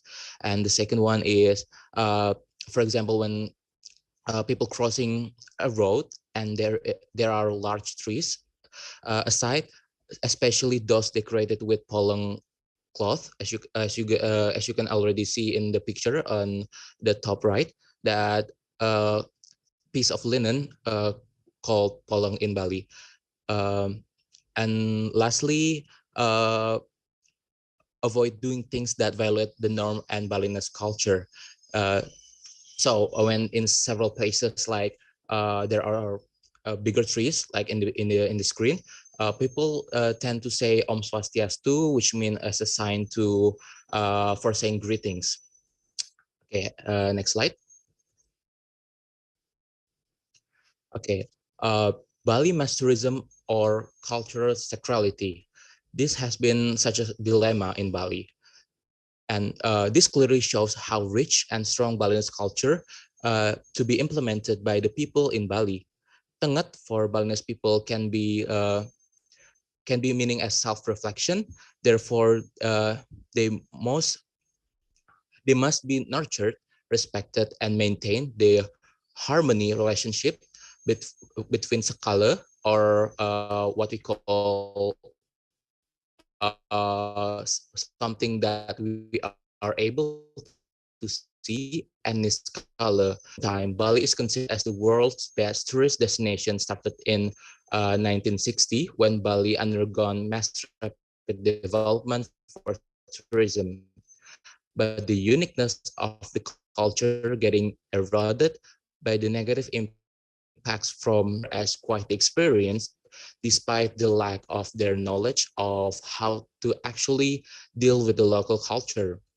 For this reason, many foreign nationals violating for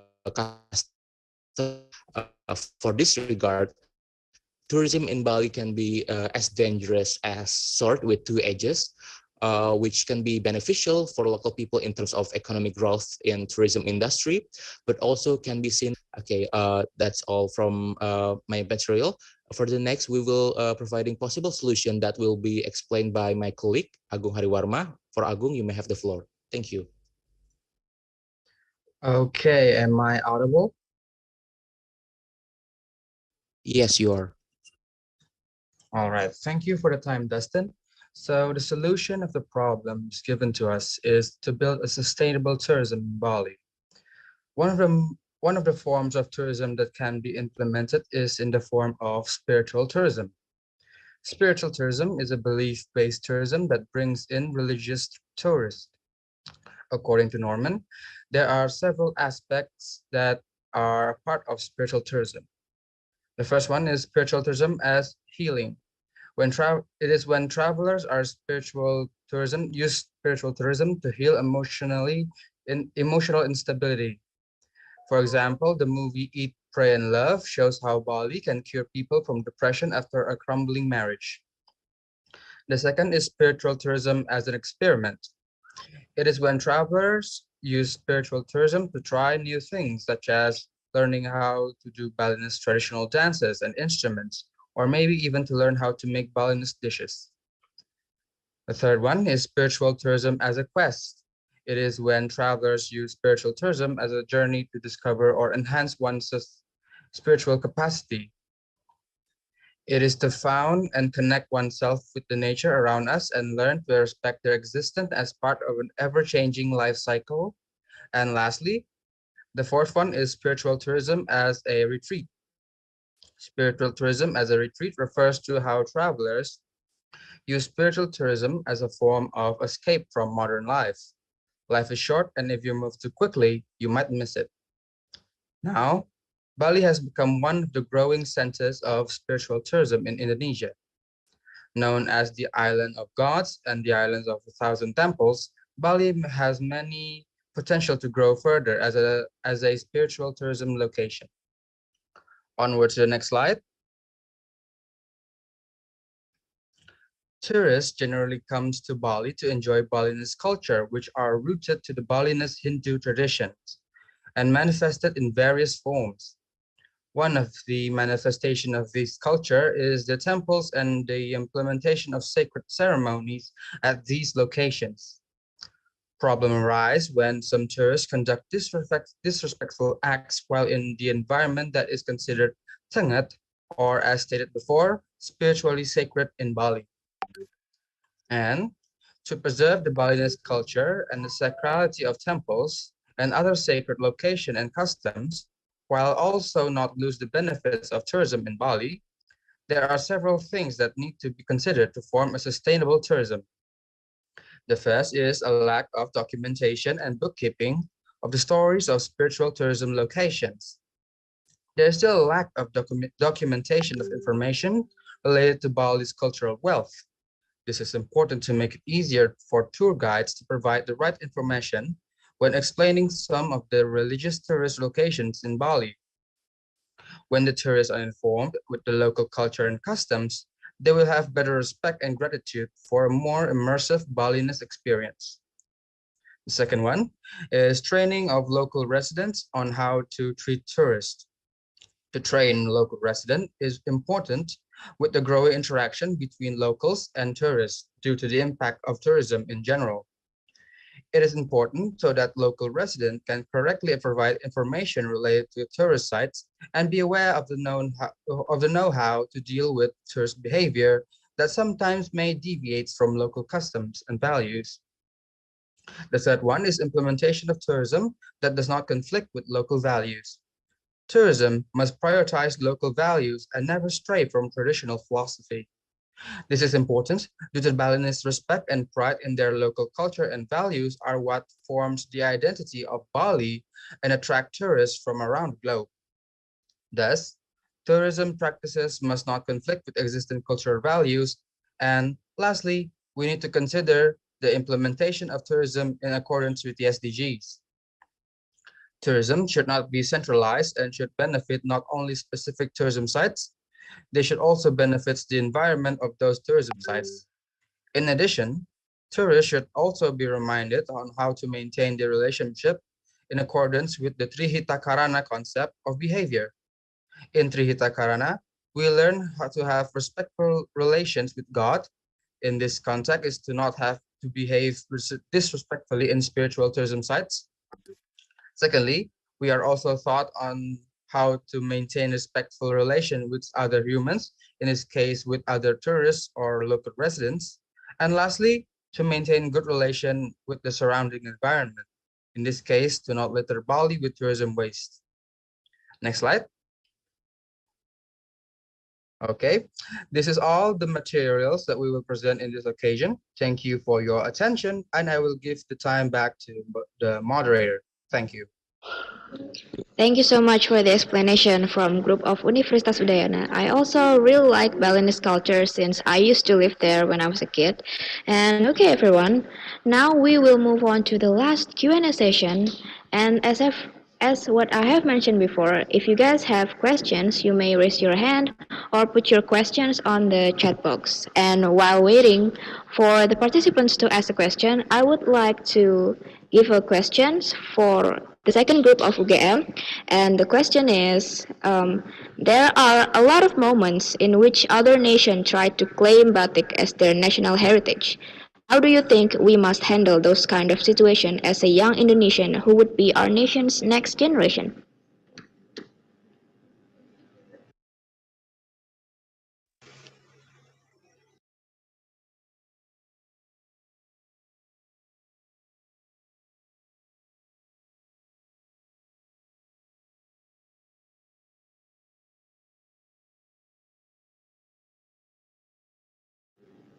For the second group of game, is it clear enough or should I repeat the question?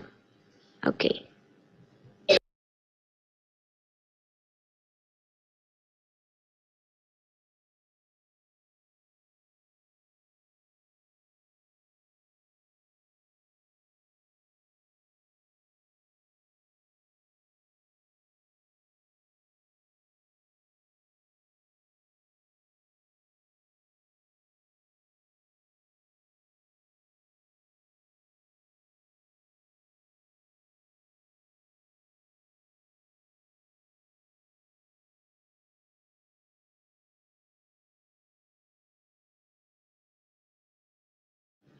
Buat yang for the questions that is shared on the chat box, the group may answer on the chat box as well, and the link of absence will be shared in a minute.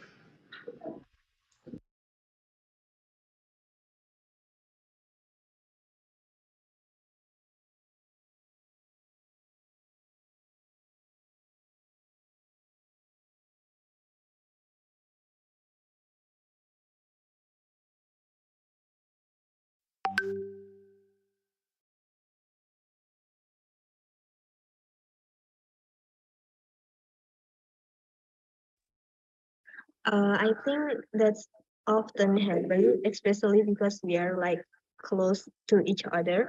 I think they have their own different batik and claim it as them, but I think Indonesian batik and like other countries batik is not the same thing, and they just don't know which difference between that two, so they claim batik as theirs because they have their own uh their own characteristic or like yeah something like that like their batik is different from Indonesian batik, but they don't have like other names, so they claim the name of batik. I hope that's answer your question. Okay, thank you so much for the second group of UGM, and we'll move on to the questions for group of Universitas Udayana. I want to ask about your opinion about the modification of Balinese traditional clothes because as the time goes by, I've seen a lot of Indonesian traditional clothes get modified so that it could be modest or so that it could be worn by those who wear hijab. So for you guys, what is your opinion about this?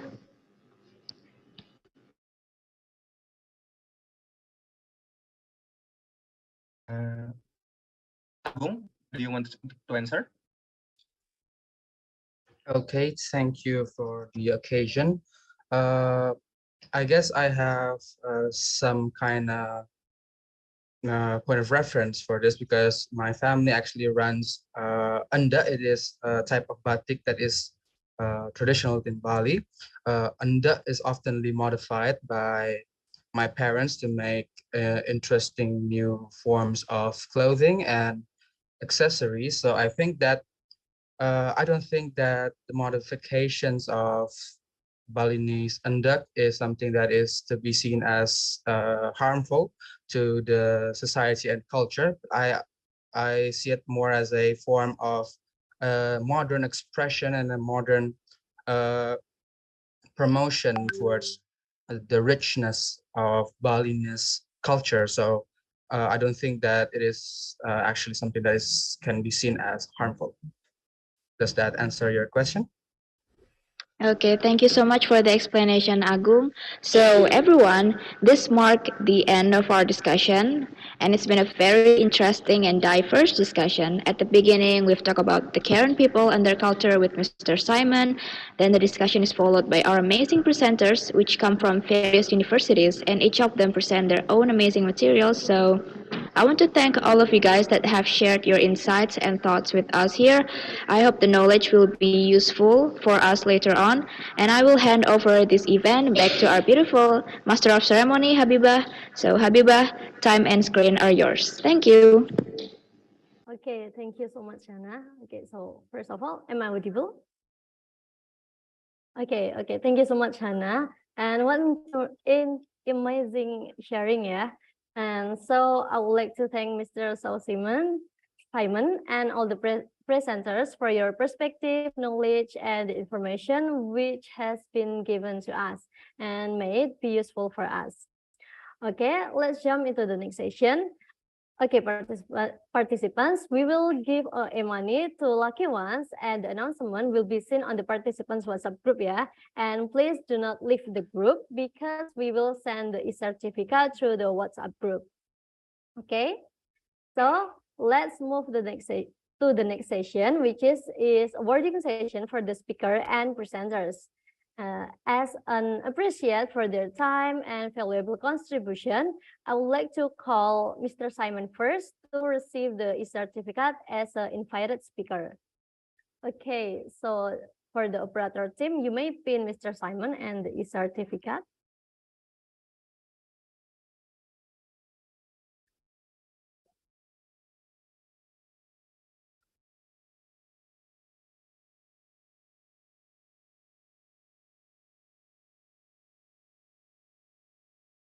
Okay, I think this technical problem. Okay. Wait a minute. Okay, Mr. Simon, you may smile in 3, 2, 1, and the operator team will take a screenshot as a documentation.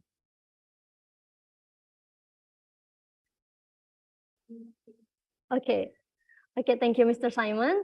Okay, next for the presenter, we would like to call one representative from each group to receive the certificate and to take a picture with us. So the committee, you can pin the first group of UGM.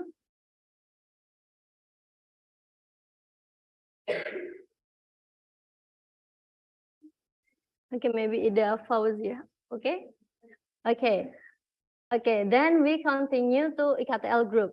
Okay. The representative from IKTL group, you may on cam and and the documentation team will take a screenshot. Okay, guys, have you take a screenshot? Okay, so after that, we're moving on the second group of UGM. Okay, the representative can open your camera.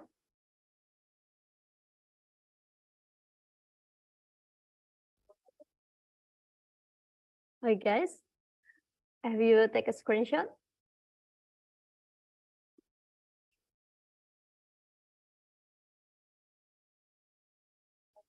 Okay, so and last but not least, group from Universitas Udayana.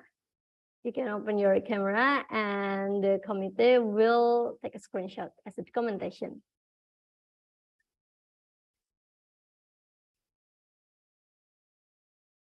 Okay. Okay, thank you so much for the speaker and all the presenters. Okay, ladies and gentlemen, before we go into the last session, it feels incomplete if we don't have documentation for this event, right? So please, for all the participants, to turn on your camera and take a picture with us. Okay, Ani, as our documentation team, you can start countdown now.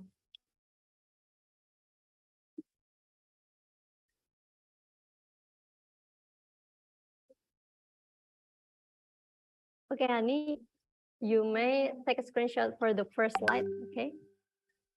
Countdown, okay, and start countdown. Okay, for the first slide, 3, 2, 1, smile. Okay, next, the second slide. 3, 2, 1. Okay, I think that's all. Okay, thank you so much, Ani. So finally, we get to the last session of this event. As a master of ceremony, once again, I would like to thank Mr.